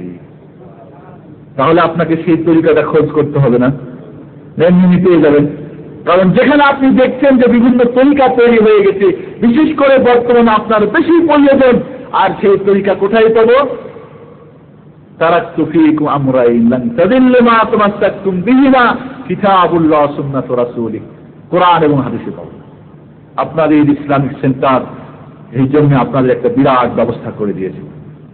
আসুন পড়ুন, হাদিস কোরআন পড়ুন। এই অফিস থেকে যে বইগুলি পাবেন প্রতিটি কথা কোরআন হাদিসের আলোকে, কোন ব্যক্তির, কোন দলের, কোন ভিত্তিক, কোন একটা আংশিক কোন আলোচনা না এখানে, বরং প্রতিটি কথার পিছনে কোরআন হাদিস কি আপনারা পেয়েছেন কিনা? পেয়েছেন না? নাই? কাল আল্লাহ কাল রাসূল, আল্লাহ আল্লাহ রাসূল কি বলেছে? শুধু এখনই না বন্ধুগণ, সেই সাহাবা একরামদের যুগেই বিভিন্ন এরকম ঘটনা ঘটতো। এক সাহাবীর নামটা আবু হুরায়রা সম্ভবত বলছেন, বা আব্দুল্লাহ ইবনে ওমর, নামটা আমি কনফার্ম না, বলছেন যে আমার ভয় হয় যে আসমান থেকে তোমাদের উপরে পাথর নিক্ষেপ হয়ে তোমাদেরকে ধ্বংস করে দেওয়া হবে। আমি বলি কাল আল্লাহ কাল রাসূল, আল্লাহ এবং আল্লাহ রাসূল এই বলেছেন, আর তোমরা বলো যে আবু বকর উমর এই বলেছে। বুঝতে পেরেছেন কথাটা? সাহাবী আশঙ্কা করছেন যে তোমাদেরকে ধ্বংস করে দেওয়া হবে। আমি বলি আল্লাহ রাসূল এই বলেছেন, আল্লাহ এই বলেছেন, আর তোমরা বলছো না আবু বকর এই বলেছেন, উমর এই বলেছেন। অর্থাৎ কোরআন হাদিসের সঙ্গে আবু বকর উমরের কথার কোনো মূল্য নেই। কোরআন এবং হাদিসকে আমাদের গ্রহণ করতে হবে। এরপরে আসে আমাদের, তাহলে আপনারা স্পষ্ট হয়েছে। আমি অনেক এখানে বলার এত সময় হবে না, অনেকগুলি দলিল নিয়ে এসেছিলাম। যাই হোক, সংক্ষেপে আপনাদের শুধু ঠিক বলবো যে বিদআত এমন একটা জিনিস যার কোনো ইসলামে স্থান নেই, বরং বিদআত যখন একটা চালু হয় তখন একটা সুন্নত সেখান থেকে উঠে যায়। বিদআত যখন একটা চালু হয় নতুন করে, ওইখান থেকে একটি সুন্নত উঠে যায়। আপনার কে বলছেন? হাসান ইবনে আতিয়া বলছেন, মাবতুদিআ কওমুন বিদআইন ফি দীনিহিম ইল্লা নাযা আল্লাহু মিন সুন্নাতিহিম মিসলাহা সুম্মা ইউঈদুহা ইলাইহিম ইয়াওমাল কিয়ামাহ। সুনান দারিমির মধ্যে একটা হাদিস আছে, হাসান বিন আতিয়া একটা আসার, তিনি বলছেন যে যখন একটি বিদআত চালু হয় আল্লাহ রাব্বুল আলামিন সেখান থেকে একটি সুন্নতকে উঠিয়ে নেন। বলেন নাউযুবিল্লাহ মিন যালিক। এবং তাই হয়েছে। আমরা সুন্নতের পাবন্দিতে বিদআতের আমরা অনুসারী হয়ে গেছি। এই ধরনের অনেক রিওয়ায়াত আছে। আল্লাহ রাসূল বলছেন যে যে ব্যক্তি বিদআতকে সহযোগিতা করলো, সেজন্য দ্বীনকে ধ্বংস করার জন্য সহযোগিতা করলো, মাদাক্কা সাহিবা বিদআতিন ফাকাদ আলা আলা হাদিল ইসলাম। আল্লাহু আকবার। ইসলামকে ধ্বংস করলো যে বিদআতকে সহযোগিতা করলো। এজন্য আব্দুল্লাহ ইবনে ওমর সাহাবী বলছেন, আপনারা যতই ভালো মনে করে একটি বিদআত কাজকে করো তোমরা, সেটা অবশ্যই দলালা, সেটা অবশ্যই পথভ্রষ্ট এবং তার স্থান জাহান্নাম। যাই হোক, আমরা বোঝার চেষ্টা করব। ইমাম শাফি রাহমাতুল্লাহ আলাইহি বলছেন যে কেউ যদি দিনের মধ্যে কোনো জিনিসকে জায়েজ করে দেয় নতুন করে, তাহলে তো বিধর্মীদের এরকম জায়েজ করা হবে। কারণ প্রত্যেকটি ওর বাবে, প্রত্যেকটি বিষয়ে, প্রত্যেকটি আপনার অধ্যায়ে নতুন নতুন করে দিন চালু হয়ে যাবে, তখন তো আর রাসূলের দিন দিন আমরা খোঁজ করে পাবো না। এই জন্য বিদআতীদের সংস্পর্শে বসতেও নিষেধ। কারণ বসলে আপনার অন্তরে একটা অসুখ ঢুকিয়ে দিবে, আপনার একটা শুভ সংশয় ঢুকিয়ে দিবে, যেটা আপনি সারা জিন্দেগি আপনার অন্তর থেকে বাইর করতে পারবে না। হাসান বসরি তাবি বলছেন, খবরদার তুমি কোনো বিদআতীর সংস্পর্শে তুমি বসবে না। যাই হোক, হুযায়ফা সাহাবী বলছেন যে কুল্লু ইবাদাতিন লাম ইয়াতাআব্বাদহা আসহাবু মুহাম্মাদিন ফালা তা'বুদুহা লাম সালাফা লাম ইয়াতরুকু মাজালান লিল খালাফ।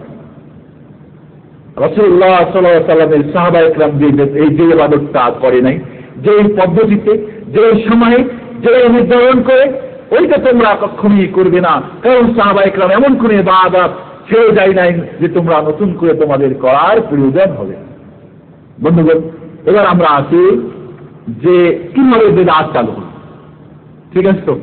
বিদআতের কোন স্থান ইসলামের মধ্যে নেই এবং বিদআতীদের কোন স্থান নেই। প্রথমত বুখারী শরীফের একটি হাদিস, তিনজন সাহাবী আল্লাহ রাসূলের কাছে আল্লাহ মা আয়েশা রাদিয়াল্লাহু তাআলা আনহার কাছে জিজ্ঞেস করলেন আল্লাহ রাসূল কিভাবে ইবাদত করেন। বলেন এই করে, এই করে, এই করে। তিনজন সাহাবী মনে করলেন যার পিছনের এবং সামনের গুনাহ ক্ষমা করে দেওয়া হয়েছে, তিনি যদি এত ইবাদত করেন, সারা রাত্রি জেগে ইবাদত করেন, তাহলে আমাদের তো কি, আমরা অল্প ইবাদত করি। একজন বললেন আমি বিয়ে শাদী করব না, শুধু ইবাদতে মশগুল থাকবো। আরেকজন বললেন যে না, আমি শুধু সারা জিন্দেগি রোজা রাখবো। আরেকজন বললেন আমি সারা রাত্রি শুধু কি করবো, আল্লাহর ইবাদতই করবো, অন্য কোনো কাজ করবো না। রাসূলুল্লাহ সাল্লাল্লাহু আলাইহি সাল্লাম যখন বাড়িতে প্রবেশ করলেন, মা এসে খবর দিলেন তিনজন তো আপনার সাহাবী কবরে।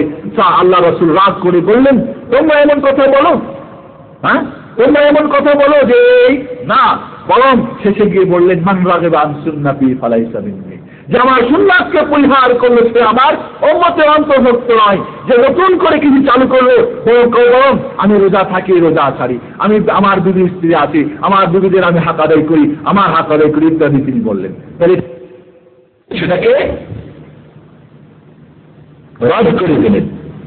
পরবর্তীতে রাসূলুল্লাহ সাল্লাল্লাহু আলাইহি সাল্লাম একটি যুদ্ধক্ষেত্রে তিনি গনিমতের মাল ভাগ করতেছিলেন। একজন খারেজি লোক বললেন যে হে আল্লাহ রাসূল, ইনসানের সঙ্গে কি করেন, আপনি তাকসিম করেন, ভাগ করেন। আল্লাহ রাসূল রাগ হয়ে বললেন, আমি যদি আল্লাহকে সবচেয়ে বেশি ভয় করি, আল্লাহ সম্পর্কে বেশি জানি, আমি যদি ইনসাফের সঙ্গে ভাগ না করি তাহলে কি কেউ আর করতে পারে? রাসূলের কাজের উপরে কি করা হয়েছিল, নতুন করে একটা প্রস্তাব দেওয়া হয়েছিল, ঠিক কিনা? কিন্তু সেই কথা কেউ গ্রহণ করে এবং সকলেই তাকে খারাপ জেনেছিল। এই যে এইভাবে মনে করে নতুন কিছু, যে পরবর্তীতে রাসূলুল্লাহ সাল্লাল্লাহু আলাইহি ওয়াসাল্লামের যুগ শেষ হলো, আবু বকর রাদিয়াল্লাহু তাআলা আনহুর খেলাফত নিয়ে একটা ইখতিলাফ হয়েছিল, ঠিক কিনা? বানু সাকিফে যুদ্ধে ইখতিলাফ, আনসাররা বলেছিল আমাদের থেকে একজন কি হবে, খলিফা হবে, মুহাজিরিনদের থেকে পক্ষে একজন না। শেষ পর্যন্ত সকলেই আল্লাহ রাসূলের মতে আসলে যে আল খেলাফা মিন কুরাইশ, কুরাইশ থেকে হবে খেলাফতের দায়িত্ব কার করবে? কুরাইশ বংশের লোক দায়িত্ব পালন করবে। তাই হলো, সকলে ইত্তেফাক হয়ে গেল। নতুন করে কিছু চালু হলো না। পরবর্তীতে হযরত ওসমান রাদিয়াল্লাহু, এইভাবে ওমরের যুগ চলে গেল। ওসমান রাদিয়াল্লাহু আনহুর যুগে আব্দুল্লাহ ইবনে সাবা, ইহুদি সন্তান, ইবনে সৌদা বলা হয়, এই ইহুদির বীজ এই করলো কি ইসলামের মধ্যে নতুন করে আবিষ্কার শুরু করলো। সে প্রথম বলল হযরত আলী কারামাল্লাহু রাদিয়াল্লাহু তাআলা আনহু তিনি কি আল্লাহ, নাউযুবিল্লাহ। এবং এই আকীদা তিনি ছড়িয়ে দিলেন। সে ছড়িয়ে দেওয়ার কারণে হযরত আলী রাদিয়াল্লাহু তাআলা আনহু কি করলেন, তাদেরকে আগুন দিয়ে পুড়িয়ে হত্যা করেছিলেন। এর পরবর্তীতে বানু উমাইয়ার শেষে আপনার এরপরে কি হলো, হযরত উসমানের যুগে আপনার উস্তির যুদ্ধ, সিফিনের যুদ্ধকে কেন্দ্র করে খাওয়ারিজ, রাফিজি এবং আপনার খাওয়ারিজদের একটা দুইটা দল ছিল, কি শিয়া এবং খারিজি। এই হলো নতুন বিদআত চালু হলো, খারিজি এবং শিয়া দল, এবং আপন আপন দলের পক্ষে নতুন নতুন মত, নতুন নতুন হাদিস বানিয়ে তা চালু করতে শুরু করলো। এরপরে বানু উমাইয়ার যুগে, আপনি কিন্তু সিরিয়াল বলে যাচ্ছে, আপনারা ধরে নেবেন, বানু উমাইয়ার যুগে পঞ্চম এটা অবস্থান, মা'বাদ আল-জুহানি বলে একজন লোক এই নতুন তাকদীরকে নিয়ে নতুন বিদআত চালু করলো, তাকদীরকে অস্বীকার করলো। মানুষ পুতুল, যেমনি নাচাও তেমনি নাচি, পুতুলের কি দোষ? গান আছে না আমাদের দেশে, চোরকে বলো চুরি করতে, পুলিশকে বলো ধরতে, নাউযুবিল্লাহ মিন যালিক। এই ধরনের বিদআত চালু করলো। মা'বাদ আল-জুহানি, যে মানুষ পুতুল, মুরগিরা, এতে মানুষ কিছু করতে পারে না, মানুষের কোনো ইচ্ছা নেই, শক্তি নেই, হিম্মত নেই, যা হবে সব আল্লাহর পক্ষ থেকে হবে। জেনা করলেও মানুষ আল্লাহর অর্ডারেই করে, বলেন নাউযুবিল্লাহ মিন যালিক। আপনি বিষ খেয়ে মারা গেলেও আল্লাহ আপনাকে মারলো, তাহলে তো আপনার শাস্তি, আপনার ভালো মন্দের কোনো প্রশ্নই ওঠে না। এর পরবর্তীতে আপনার এই মা'বাদ আল-জুহানির একজন ছাত্র জাহান বিন সাফওয়ান নতুন করে আরো কিছু সংযোজন করলো। কি চালু করলো? আল্লাহর কিছু সিফাত, আল্লাহর যে গুণগুলি, কোরআন এবং হাদিসের কিছু আয়াত, হাদিসকে তাবিল মানে অপব্যাখ্যা দেওয়া শুরু করলো। এই নতুন আরো বিদআত চালু হলো। এই বিদআতগুলিকে বিশেষ করে হারুন আর রশিদের যুগে, হারুন আর রশিদের যুগে আপনার এই বিদআতগুলি আরো বেশি করে চালু হয়ে গেল। কারণ হারুন রশিদের যুগে বিশেষ করে নতুন বিদআত চালু হলো, কোরআন খালকুল্লাহ, কোরআন সৃষ্টিজীবের একটা জীব। কোরআন কি বলেন তো? আল্লাহর বাণী, ঠিক না? আল্লাহ কি স্রষ্টা, ঠিক না? কারণ তার বাণীও তার মতো। সেটাকে যদি সৃষ্টি যদি করি যে কোরআন বানানো, তাহলে কি হবে? হারুন আর রশিদ কি করতো, যে তাহলে কোরআনের এটা আয়াত বানানো, এটা বাদ দাও, এটা বানানো বাদ দাও, যেটা তার মতে বুখারীর মতো সেটাই বাদ দিত, ঠিক কিনা? এই মতে সুবহানাল্লাহ, এত বড় ফিতনা, সকল আলেমরা একমত হয়ে গেল। সকলে হারুন আর রশিদের ভয়ে তার সঙ্গে একমত পোষণ করলো যে কোরআন খালকুল্লাহ। বলেন নাউযুবিল্লাহ মিন যালিক। 4 জন মাত্র, 4 জন ওলামা, ইমাম আহমদ বিন হাম্বল আর তার সঙ্গে 3 জন একমত পোষণ হলো যে না, কোরআন কিতাবুল্লাহ, কালামুল্লাহ, আল্লাহর কালাম, এটা খালকুল হতে পারে না, এটা সৃষ্টি হতে পারে না, সৃষ্ট হতে পারে না, এটা আল্লাহ রাব্বুল আলামিনের বাণী, আল্লাহর মতো। ডাকা হলো এই 4 জনকে। পথে একজন ভয়ে মারা গেল, বুড়ো বয়স বেশি ছিল, আর 3 জন উপস্থিত, ইমাম আহমদ বিন হাম্বল আর 2 জন আরো আলেম, 2 জনের সে সিলিন্ডার হলো যে না, ঠিকই আপনার মতেই মত। হযরত ইমাম আহমদ বিন হাম্বল প্রতিবাদ করলেন, একটি কোরআনের আয়াত অথবা একটি হাদিস তুমি এলাও, তাহলে তোমার কথাটাই মানবো, নাইলে মানবো না। এই মতে যখন একমত হলেন না ইমাম আহমদ বিন হাম্বল, তখন 100টা ব্যাপারঘাত করা হলো। ইতিহাসে লেখা হয়েছে এই ব্যাপারঘাত যদি একটি বড় হাতিকে করা হতো তাহলে সাথে সাথে সে হাতের কেউ তো মৃত্যু হতো, কিন্তু ইমাম আহমদ বিন হাম্বলের শরীর দিয়ে ঝরঝর করে রক্ত ঝরতেছে। ইমাম আহমদ বিন হাম্বল বললেন, না, আমি তোমার সঙ্গে একমত হতে পারি না, কারণ এর পক্ষে কোনো কোরআন এবং হাদিস নেই। আল্লাহ রাসূল রেখে গেছেন কোরআন এবং হাদিস, এই দুটির মধ্যে কোনো দলিল নেই, নতুন বেদাতকে আমি সমর্থন করতে পারি না। সেই অবস্থায় তিনি গিয়ে ওযু করে 2 রাকাত নামাজ পড়লেন। তার সাথীরা বললেন, আপনার নামাজ কি হবে? রক্ত যে প্রবাহিত হচ্ছে, রক্ত বাইরে হলে আমরা ওযু নষ্ট হয়ে যায় বলি না। বললেন, যদি সাহাবায়ে কেরামের যুদ্ধক্ষেত্রে যদি রক্ত ঝরা অবস্থায় নামাজ হয় রাসূলের সম্মুখে, তাহলে আমি আহমদ বিন হাম্বলের নামাজ কেন হবে না? যাই হোক, আমি সেদিকে যাচ্ছি না। এই নতুন করে আরেকটি বিদআত চালু হলো। বিশেষ করে বন্ধুগণ, এই হারুন আর রশিদের যুগে বিভিন্ন বেদাতের সহযোগিতা করা শুরু হলো, সরকারিভাবে বেদাতের প্রচলন শুরু করা হলো। দেখলেন না, আমাদের দেশে একজন রাষ্ট্রপ্রধান ছিলেন, যখন তিনি বিভিন্ন পীরের দরগাহে যাওয়া শুরু করলেন, সরকারিভাবে পীরের ব্যবস্থা চালু হয়নি আমাদের দেশে, এবং তখন থেকে বেশি আমি নাম নিব না, আপনারা বেশি করে জানেন, ঠিক কিনা? এবং তখন থেকে এই পীরের বাজার বড় গরম আমাদের দেশে, বিনা পয়সার একটা ব্যবসা আমাদের দেশে চালু হয়েছে। এইভাবে বিভিন্ন বেদাত একের পর এক চালু হতে শুরু করলো। সংক্ষেপে আপনাদের এই বেদাত কিভাবে চালু হলো এটা। এবার আসি আমরা, বেদাত কিভাবে প্রসার লাভ করলো। বেদাত কিভাবে প্রসার লাভ করলো? প্রথম কারণ হচ্ছে, সাধারণ মানুষ তো ভাই না জেনে অনেক কিছুই করে না, অনেক সময় জানে না করতে আছে। প্রথম কারণ হলো এক শ্রেণীর আলেম সমাজ তাদের নীরবতা পালন করা। মানুষ করতেছে কিন্তু তারা কিছু বলে না। পরবর্তী আমি আসবো কেন করতেছে তারা, কারণ নিজের কিছু স্বার্থ আছে। এখন আমার দেশে আপনারা দেখবেন মিলাদুন নবী সম্পর্কে শতকরা 50 জন আলেম একমত যেটা বেদাত। তারপর যদি জিজ্ঞেস করা হয় কি করবেন, চাকরিটা তো থাকবে না, ঠিক না? তাহলে নিজেদের স্বার্থের জন্য মানুষ করতেছে, সাধারণ মানুষ করছে, আলেমদের সামনে হচ্ছে, তারাই করতেছে, তাহলে এটা কি বেদাত হতে পারে নাকি সুন্নাত না হয়? তাহলে প্রথম কারণ হচ্ছে এক শ্রেণীর আলেম সমাজ এই বেদাত হওয়ার করতেছে, বেদাত চালু চলতেছে, তারপরে তাদের নীরবতা 1 নম্বর কারণ। 2 নম্বর কারণ হলো, যেরকম দেখেন সাজে নিয়ে, বরং তারা বেদাত চালু করার জন্য আরো উদ্বুদ্ধ করে মানুষকে, করে না? মিলাদের পক্ষে, শবে বরাতের পক্ষে, শবে মিলাদের পক্ষে কি বইপত্র পাওয়া যায় না? কি পাওয়া যায় কিনা? তাহলে শুধু নীরবতাই না, বরং সেটাকে চালু করার জন্য আরো তাদের সার্বিক প্রচেষ্টাও রয়েছে। দ্বিতীয় কারণ হলো যে কিছু এক শ্রেণী মনে করেন যারা সরকার লেভেলে, যারা সরকারি পক্ষ থেকে সরকারিভাবে এগুলিকে সহযোগিতা করা, যেটি একটা আপনার আগে বললাম, হারুন আর রশিদ উমাইয়াদের যুগে আপনার মিলাদ চালু হয়েছে 625 খ্রিস্টাব্দে, আপনার শাহ মুজাফফরের যুগে 10,000 মুরগি 500 ছাগল বকরি জবাই করে বিরাট অনুষ্ঠান করে সরকারিভাবে এটাকে করা হয়নি, সহযোগিতা করা হয় নাই। দ্বিতীয় কারণ হলো সরকারি লেভেলের কিছু মানুষ তাদের নিজের স্বার্থান্বেষী, নিজের স্বার্থের জন্য তারা এই বেদাতকে চালু করার জন্য তারা শারীরিকভাবে সহযোগিতা করে। যেরকম হারুন আর রশিদ এত বড় একটি বেদাত, নতুন একটি আকীদা চালু যে কোরআন খালকুল্লাহ করার জন্য ইমাম আহমদ বিন হাম্বলকে কিভাবে তারা প্রহার করে তারা এটাকে বাস্তব চেষ্টা চালু করার জন্য চেষ্টা করেছে। তৃতীয় কারণ হলো এক শ্রেণীর আলেম, যাদেরকে আমরা আলেম মনে করি, আলেমের সঙ্গে আপনাদের দিয়েছি, যে জানে এবং সে অনুযায়ী আমল করে, ঠিক না?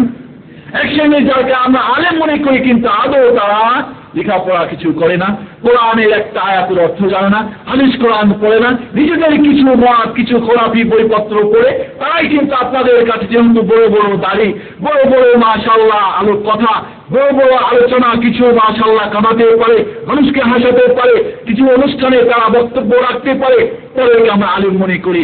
তারা জাহালাতের অন্ধকারে, অজ্ঞতা মূর্খতার অন্ধকারে থেকেও তারা আমাদের দেশে মুফতি, ঠিক কিনা? এই এক শ্রেণীর জাহেল মুফতিদের ফতোয়ার কারণে বেদাত চালু হয়েছে, তৃতীয় কারণ। চতুর্থ কারণ হচ্ছে যে সুন্নতকে না জানা। কয়জন আমরা হাদিস কোরআন পড়ি? সঠিক সুন্নত যে কোনটা, রাসূলের চরিত্র কোনটা, কোনটি যে হাদিস, কোনটি যে সুন্নত আর কোনটি যে বেদাত, কোথায় আমরা জানতে পারবো? হাদিস কোরআন পড়ে জানবো? অজ্ঞতার কারণে। তাহলে চারটি কারণে বেদাতের আজকে আমাদের বন্যা বয়ে গেছে।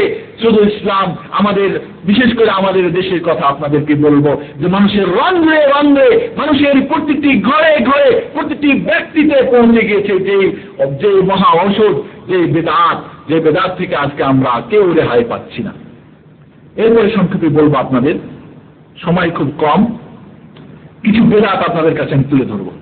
যেরকম মিলাদুন নবী সম্পর্কে আপনারা আলোচনা হয়েছে, আমার আব্দুল হাকিম ভাই বলেছেন। আমরা কি যুক্তি খাড়ো করি যে কেন এটা তো আল্লাহ রাসূল আমাদের সর্বশ্রেষ্ঠ নবী, তাকে মহব্বতের একটা পরিচয়। কি সাহাবায়ে কেরাম আল্লাহ রাসূলকে ভালোবাসতেন না? আবু বকরের চাইতে বেশি ভালোবাসেন, ওমরের চাইতে বেশি ভালোবাসেন, আব্দুল্লাহ ইবনে ওমরের চাইতে বেশি ভালোবাসেন, বেলালের চাইতে ভালোবাসেন। যে বেলাল রাদিয়াল্লাহু তাআলা আনহু আল্লাহ রাসূলের ইন্তেকালের পরে মসজিদে নববীতে আযান দিতে পারে নাই, যে মসজিদে আমি আযান দিব, আমার প্রিয় নবী মুহাম্মদ রাসূলুল্লাহ সাল্লাল্লাহু আলাইহি ওয়াসাল্লাম এখানে নামাজ পড়াবেন না। সাহাবায়ে কেরাম ভেঙে পড়েছিলেন। আবু ওমর রাদিয়াল্লাহু তাআলা মেনে নিতে পারছিলেন না, যে বলবে আমার প্রিয় নবী, ইয়াতীমের নবী, গরিবের নবী, দুঃখীদের নবী, কোথার নবী। হ্যাঁ, এত ভালো মানুষ কি মানুষ মরে যেতে পারে, চলে যেতে পারে? ওমর উলঙ্গ তরবারি নিয়ে যখন পাগলের মতো ছুটাছুটি করছিল, যে বলবে আমার নবী ইন্তেকাল করেছে, তার আমি শিরচ্ছেদ করব, তাদের চাইতে একটু বেশি ভালোবাসেন।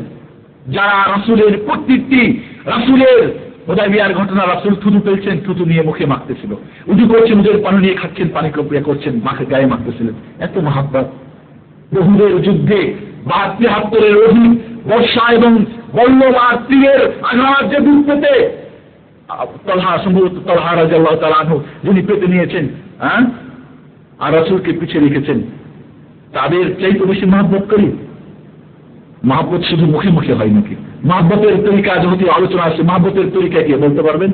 রাসূলকে ভালোবাসার তরিকা কি কে বলতে পারবেন? না। আল্লাহ রাসূল বলেন, মান আহাব্বা সুন্নতি ফাকাদ আহাব্বানি, যে আমার সুন্নতকে ভালোবাসলো সে আমাকে ভালোবাসলো। আরো শুভ সংবাদ, মান আহাব্বানি কানা মাইয়া ফিল জান্নাহ, যে আমাকে ভালোবাসবে জান্নাতে সে আমার সঙ্গে থাকবে। কি রাসূলকে ভালোবাসেন কিনা? খুব আস্তে করে বললেন, রাসূলকে ভালোবাসেন? তরিকা কি? তার সুন্নতকে ভালোবাসা, তার প্রতিটি সুন্নতকে সমস্ত শরীরে, আমাদের ব্যক্তিগত জীবনে, পারিবারিক জীবনে, সামাজিক জীবনে, আমাদের অর্থনীতিতে, সমাজনীতিতে, রাজনীতিতে, ব্যবসা বাণিজ্য, প্রতিটি দিক ও বিভাগে, প্রতিটি মুহূর্তে আমাদের রাসূলের সুন্নতকে যখন পালন করব, তখন এই হলো রাসূলের সত্যিকারী মহব্বত। মাঝে মধ্যে দাঁড়িয়ে কিছু সাল্লাল্লাহু আলাইহি গাইলে মহব্বত হয় না বন্ধুগণ। তাহলে প্রথম সাহাবায়ে কেরাম যেভাবে ভালোবেসেছেন, আমরা এভাবে ভালোবাসি। বিশেষ করে আমরা বলি, যেটাতে আমরা দুরূদ পড়ি, আল্লাহ রাসূলের উপরে যখন আয়াত নাযিল হলো, ইন্নাল্লাহা ওয়া মালায়েকাতুহু ইউসাল্লুনা আলান নবী ইয়া আইয়ুহাল্লাযীনা আমানু সাল্লু আলাইহি ওয়া সাল্লিমু তাসলিমা। আয়াত নাযিল হলো, হে মুমিনরা, আল্লাহ এবং তার রাসূলের উপরে দুরূদ পাঠ করে, রহমত বর্ষণ করে তোমরা তোমাদের রাসূলের উপরে দুরূদ এবং সালাম পাঠ করো। বুখারী শরীফের হাদিস করে দেখে নেবেন। সাহাবায়ে কেরাম কি চুপ করে থাকেন নাকি কিভাবে দুরূদ পাঠ করতে হয়, সালাম পাঠ করতে হয়? জেনেলেন না, বসে থাকলেন চুপ করে। কিভাবে? বললেন, ইয়া রাসূলুল্লাহ, আপনাকে কিভাবে সালাম দিতে হয় আমরা শিখেছি, কিন্তু দুরূদ পাঠ করতে হয় কিভাবে আমরা তো জানি না, আমাদেরকে শিখিয়ে দেন। বললেন, পড়ো আল্লাহুম্মা সাল্লি আলা মুহাম্মাদ ওয়া আলা আলি মুহাম্মাদ কামা। দুরূদ বেন আপনারা জানেন, সময় নষ্ট করতে চাই না। বললেন নাকি যে আসো তোমরা সবাই মিলে গোল হয়ে আমি পড়ি এক সুরে, একই সুরে চালাও? বললেন নাকি?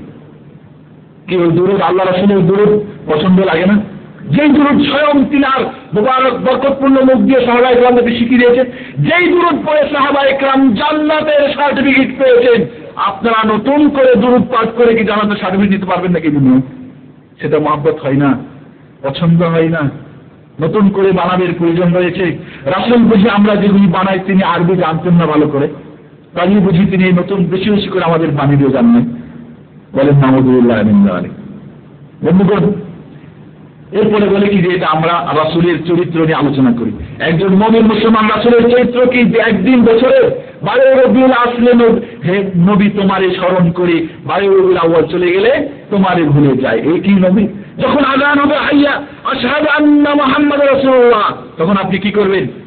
আমরা তো চুমু খান না, তখন বলতে হবে কোন ইসলাম আয়াতুল মুআজ্জিন, বুখারী মুসলিমের হাদিস মুআজ্জিন যা বলে তোমরা তাই বলো। তখন বলেন আশহাদু আন্না, তখন স্মরণ করবেন না রাসূলকে। যখন একামতে বলা হয় আশহাদু আন্না মুহাম্মাদুর রাসূলুল্লাহ, তখন স্মরণ করবেন না। যখন খুতবাতে রাসূলের নাম পড়ে তখন স্মরণ করবেন না।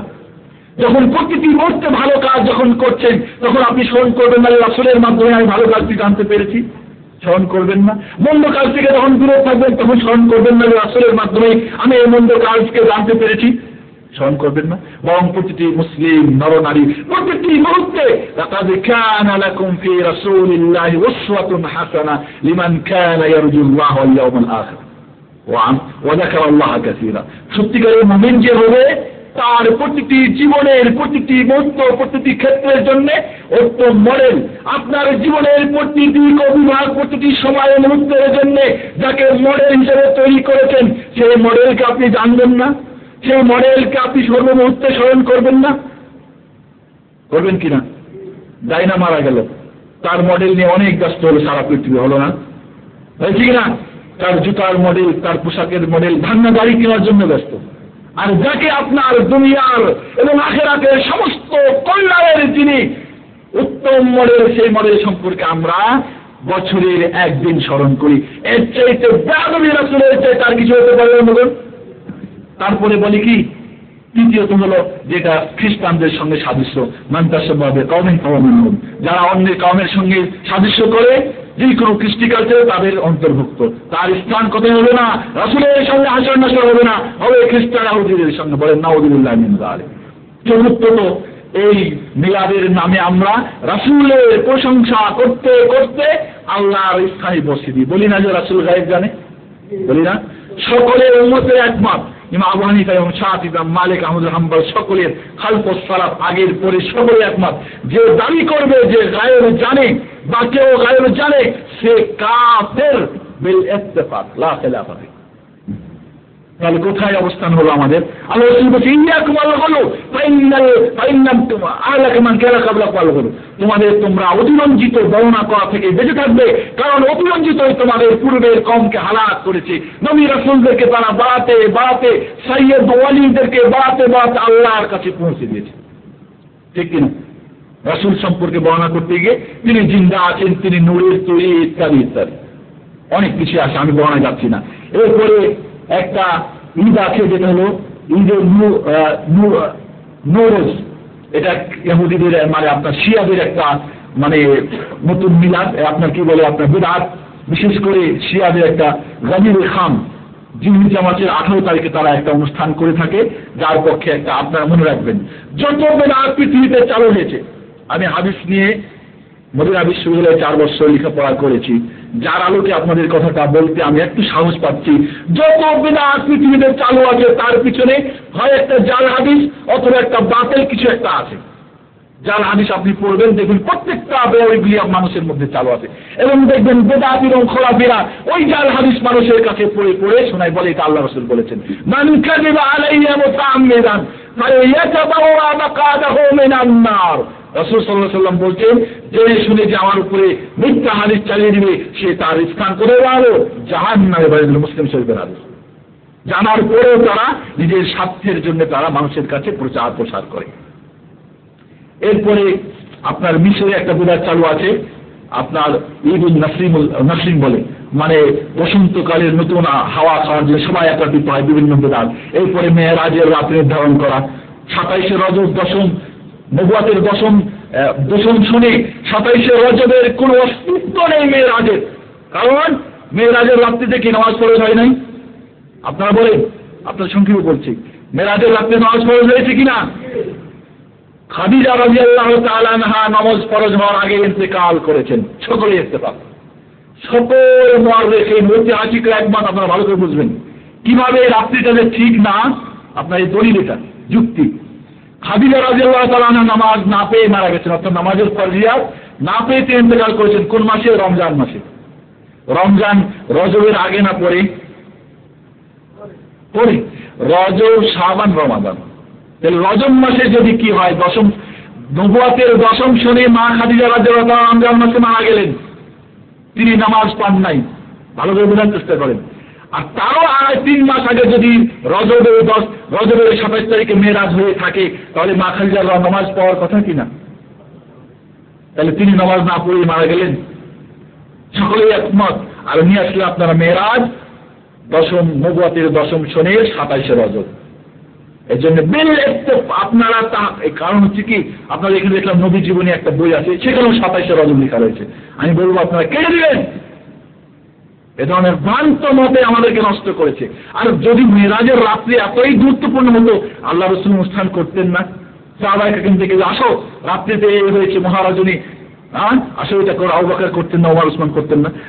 এভাবে নিশ্চয় শাবানে আপনার শবে বরাত, তারপরে বিভিন্ন শায়েখ, আমাদের দেশে এমন কোনো দিন নেই যে পীর আউলিয়া সাইয়্যিদ কুতুব বিভিন্ন দিন না মানতে, কোনো না কোনো একটা দিন প্রতিদিনেই কিছু মিলাদ আছে, মানে জন্মবার্ষিকী আছে। এরপরে উজুর মধ্যে বিদআত, উজুর এই অঙ্ক ধরে এই দোয়া, এটা করলে এটা দোয়া, বিভিন্ন। এই উজুর পরে যদি সূরা আপনার পরে কদার এবং নাসার পরে, তাহলে আপনার কি হবে? তার যদি আপনার বাওয়াসির, মানে কি বলে ওটাকে, ওই ছেলেসা না কি বলে, একটা ওষুধ যে বলে আপনার, যারা ওই মনে করেন পায়খানা রাস্তাটিতে রক্ত বা বিভিন্ন হয় যে অশ্বরোগ, এটা ভালো হয়ে যাবে। এরকম নতুন নতুন নামাজের মধ্যে নিয়োগ করা, এটা করে আল্লাহু আকবার 12 আলিফ টানতে, হারকাত টানতে, আল্লাহ টানতে থাকেন 12 আলিফ। তাহলে এই নাকি ওই নাকি। আপনার রোজার মধ্যে, আপনার জিকির আজকারের মধ্যে, আপনার মসজিদ বানাবের মধ্যে, নামাজের মধ্যে আলিফে সালাতুল আলফি আছে না, 1000 রাকাত নামাজ, জাল হাদিস আছে না? উমরি কাজা নামাজ আছে না, জাল হাদিস। আপনার কি আছে আর একটা সালাতুর রাগায়েব, 6 রাকাত দিন পড়েন না আপনারা? এই যে সবগুলির ভিত্তিহীন, যেগুলির মূলে হলো জাল হাদিস। জাল হাদিস বুঝেন তো? বানোয়া যেগুলি, এই ধরনের অনেক কিছুই বানিয়েছে। আমি আর সেদিকে যাচ্ছি না। এবার আমি আসি আপনাদের কিছু খোরাফাতের কথা। খোরাফাত আপনাদের কি বলেছিলাম, যে কিছু গাল গল্প, গুজব গল্প, যেটাকে ইসলামের নামে চালিয়ে দিই। যেরকম আপনার হযরত আলী রাদিয়াল্লাহু তাআলা আনহুর নাম যদি কেউ লিখে যদি, তাহলে সে জান্নাত চলে যাবে। এটা কি ইসলামের কোন জিনিস হতে পারে? তাহলে একজন কাফের হয়ে যাবে। তাহলে আমল করার কোন দরকার আছে? হাদিস কোরআন পড়ার দরকার আছে? আরেকটি আপনাদের গুজব গল্প বলি। হাসরের ময়দানে যখন হিসাব নিকাশ হবে, তখন হাসরের ময়দানে মা ফাতিমা রাদিয়াল্লাহু তাআলা আনহা আল্লাহর আরশের সামনে দিয়ে অতিক্রম করবেন। তখন আরশের ফেরেশতারা বলবে, এই মহাশয়বাসী, এই তোমরা কি করো? চক্ষু নিচু করো, কারণ রাসূলের কলিজার টুকরা ফাতিমা এখন যাচ্ছে। সবাই হাসরের ময়দানে উলঙ্গ থাকবে না? কেউ কি কারো দিকে দেখবে? না, কেউ দেখবে না। সকলে আপন আপন নিবেষ্ট, দেখার কোনো কিছু থাকবে না। দেখেন না হজের সময় অনেকেই পুরুষ একসঙ্গে থাকে, কোনো খেয়াল থাকে? এরপরে ফাতিমা রাদিয়াল্লাহু তাআলা অতিক্রম করে এবার বলবে, যেহেতু তোমরা চক্ষু নিচু করেছো আমার সম্মানার্থে, এবার আল্লাহর কাছে সুপারিশ করা আমার ফরজ হয়ে গেল, আল্লাহ সকলকে তুমি জান্নাত দিয়ে দাও। নাউযুবিল্লাহ। এই ধরনের খোরাফি গল্প। আর আমরা গল্প করি না যে বড় পীর আব্দুল কাদের জিলানী মায়ের পেটে 17 পারা কোরআনের হাফেজ হয়েছিলেন? বলেন কিনা? মায়ের পেটে একজনকে খুন করেছিলেন, বলেন না? এর আগে তো আপনাদের বললাম দাস্তাগীর আল্লাহর হাত ধরে আল্লাহকে বাঁচিয়ে দিয়েছিলেন, বলেন নাউযুবিল্লাহ। এগুলি গাল গল্প না? এগুলি ইসলামের কোন হতে পারে? এই নিয়ে আমরা, হ্যাঁ তিনি আল্লাহর ওয়ালি, এর মধ্যে কোন সন্দেহ নেই। ওয়ালিকে বিশ্বাস করতে হবে, ওয়ালিকে শ্রদ্ধা করতে হবে। আল্লাহর ওয়ালি তারা অবশ্যই আল্লাহর নেককার বান্দা। যদি বড় পীর আব্দুল কাদের জিলানীর বুনিয়াতুত তালিবিন বই পড়েন, আর বর্তমান যা সেখানে হচ্ছে, দেখবেন আসমান জমিন পার্থক্য। কিন্তু আমরা সেই বই কি পড়ি না। এরপরে আর একটা আপনাদের বলি, খিজির আলাইহিস সালাতু ওয়াস সালাম, খিজিরের নাম তো আপনারা জানেন আল্লাহ করে, সূরা কাহফে ঘটনা এসেছে। খিজিরের আসল নাম হলো বিলিয়া বিন বিলকান বা বালকান। যে নামটা শুধু মুখস্থ করবে, আপনারা মুখস্থ করে নেন, জানাল সাথে করে যাবেন আল্লাহ করে। বিলিয়া বিন বালকান বা বিলকান, এই নামটা শুধু মুখস্থ করবে, এর এতই বরকত যে তার জান্নাত তার জন্য ওয়াজিব হয়ে যাবে। আমি শুধু সংক্ষেপে বলছি, বিরাট ঘটনা কিন্তু এগুলি কি ইসলামের কোনো জিনিস হতে পারে? তারপরে সফর মাসের শেষ বুধবারে যে কোনো অসুস্থ ব্যক্তিকে দেখতে যাবে, তাহলে সে অবধারিত অবশ্যই মৃত্যুবরণ করবে। বৃহস্পতিবার তাকে তাহলে জিয়ারত করতে কোথায় গিয়ে কবরে। বুধবারের সফর মাসের শেষ বুধবারে আপনার কোনো আত্মীয় স্বজনকে আপনি দেখতে যান, তাহলে অবশ্যই সে মারা যাবে। কেন আপনি দেখতে গেলেন? দেখার কারণে। বৃহস্পতিবারের নাম তাকে আপনাকে জিয়ারত করতে হলে দেখতে যাবে কোথায়? কবরস্থানে। এমন কি হতে পারে? আপনারা বলেন। এই সমস্ত চালু আছে, খুব ধুমধামের চালু আমাদের দেশে। এরপরে আবার আরেকটি ঘটনা আপনাদের বলি, আপনাদের দেশে খুব চালু আছে, দুটো বলে আমি এটা শেষ করবো। রোকাইয়া আল্লাহ রাসূলের মেয়ে, কার স্ত্রী উসমান রাদিয়াল্লাহু তাআলা আনহু। তিনি বিরাট ধনী মানুষ ছিলেন, তিনি না উসমান গনি বলা হয়, গনি মানে ধনী। তিনি বিরাট একটা আয়োজন করলেন খাওয়া দাওয়ার, ফাতেমা হাসান হোসেনকে দাওয়াত করলেন না। আর না করার কারণে সমস্ত খাদ্য কি হলো? কয়লা হয়ে গেল। এরকম গল্প শুনেন না আপনারা? এমন হতে পারে যে আল্লাহ রাসূলের মেয়ে উসমান রাদিয়াল্লাহু তাআলা আনহু, যেখানে তিনি আল্লাহ রাসূলের কাছ থেকে হাদিস শুনেছেন, শাররুত তাআম তাআমুল ওলিমা ইউদআ লাহুল আগরিয়া ওয়া ইতরাকা লাহুল ফুকারা, সবচেয়ে জঘন্য খাদ্য এই খাদ্য, যে খাদ্যে ধনীদেরকে ডাকা হয়, গরিবদেরকে বাধা দেওয়া হয়, সবচেয়ে জঘন্য খাদ্য। এমন যদি কোনো স্থান হয় আপনার বন্ধু বান্ধব আত্মীয় স্বজনের, যেখানে গরিবদের আত্মীয় স্বজন ডাকা হয় না, শুধু ধনীদের স্থান, যারা কিছু দিতে পারবে, খাট পালং টাকা পয়সা ঘুরি ইত্যাদি, তাদের দাওয়াত হলে সেই দাওয়াতে যাবেন না। আল্লাহ রাসূল বলেন সবচেয়ে জঘন্য সেই খাদ্যটা। এই হাদিস জানার পরে এমন হতে পারে।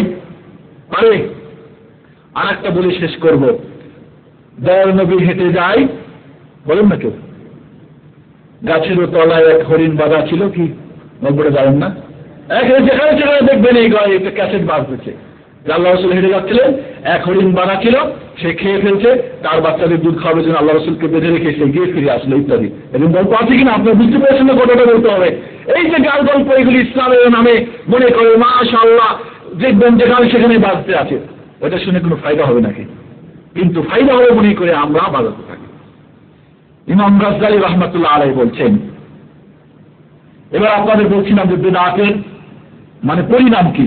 প্রথমত এটা দুনিয়া এবং আখিরাতে অন্ধকার। এক মনে রাখবেন, আপনার নোট করেন, কেউ খাতা কলম নিয়ে আসেন না। এত বেন কি আপনারা কি ইমাম তিরমিজি রাহমাতুল্লাহ আলাইহি নাকি ইমাম বুখারী একবার শুনলেন, সব হিফজ করে নিলেন? খাতা কলম নিয়ে আসবেন, বা আমি অনুরোধ করবো ইসলামিক সেন্টার কর্তৃক আপনাদের খাতা কলম দেওয়ার জন্য। ওর সাথে আপনারা পাঠান, আপনার সময় কিন্তু আমি শেষ করে ফেলেছি। এক নম্বরে দুনিয়া এবং আখিরাতে দল। আল্লাহ রাসূল বলছেন কি, কুল্লু বিদআতিন দালালা কুল্লু দালালাতিন ফিন্নার। এই হলো কি পারলৌকিক অন্ধকার কিনা? এক নম্বর পরিণাম। দুই নম্বরে হলো বেদাতির কোন তওবা আল্লাহ রাব্বুল আলামিন কবুল করবেন না যতক্ষণ পর্যন্ত সে বেদাতকে না ছাড়বে। এর পক্ষে হাদিস আছে, আপনাদের বলতে আমি এখন। আল্লাহ রাসূল হাদিসে বলছেন, ইন্নাল্লাহা হাজাবা তাওবাতা আন কুল্লি সাহিবি বিদআতিন হাত্তা ইয়াদাহা। যতক্ষণ পর্যন্ত বেদাতি তার বেদাত না ছাড়বে, তার তওবা আল্লাহ কবুল করবেন না। তাহলে দুই নম্বর ভালো গুণ কি? ভালো না বন্ধু, যে বেদাতির যতক্ষণ পর্যন্ত বেদাত সেই বেদাত না ছাড়বে, তার তওবা আল্লাহর কাছে কবুল হবে না। তিন নম্বরে হলো যে বেদাতি কখনো আল্লাহর কাছে তওবা করে না, কারণ সে কি এটাকে ইসলাম মনে করে, ইসলামের কাজ মনে করে, ঠিক না? আপনি শিরক করলে মনে করে আরে শিরক করেছে, আল্লাহ ক্ষমা করো, ঠিক না? করেন কিনা?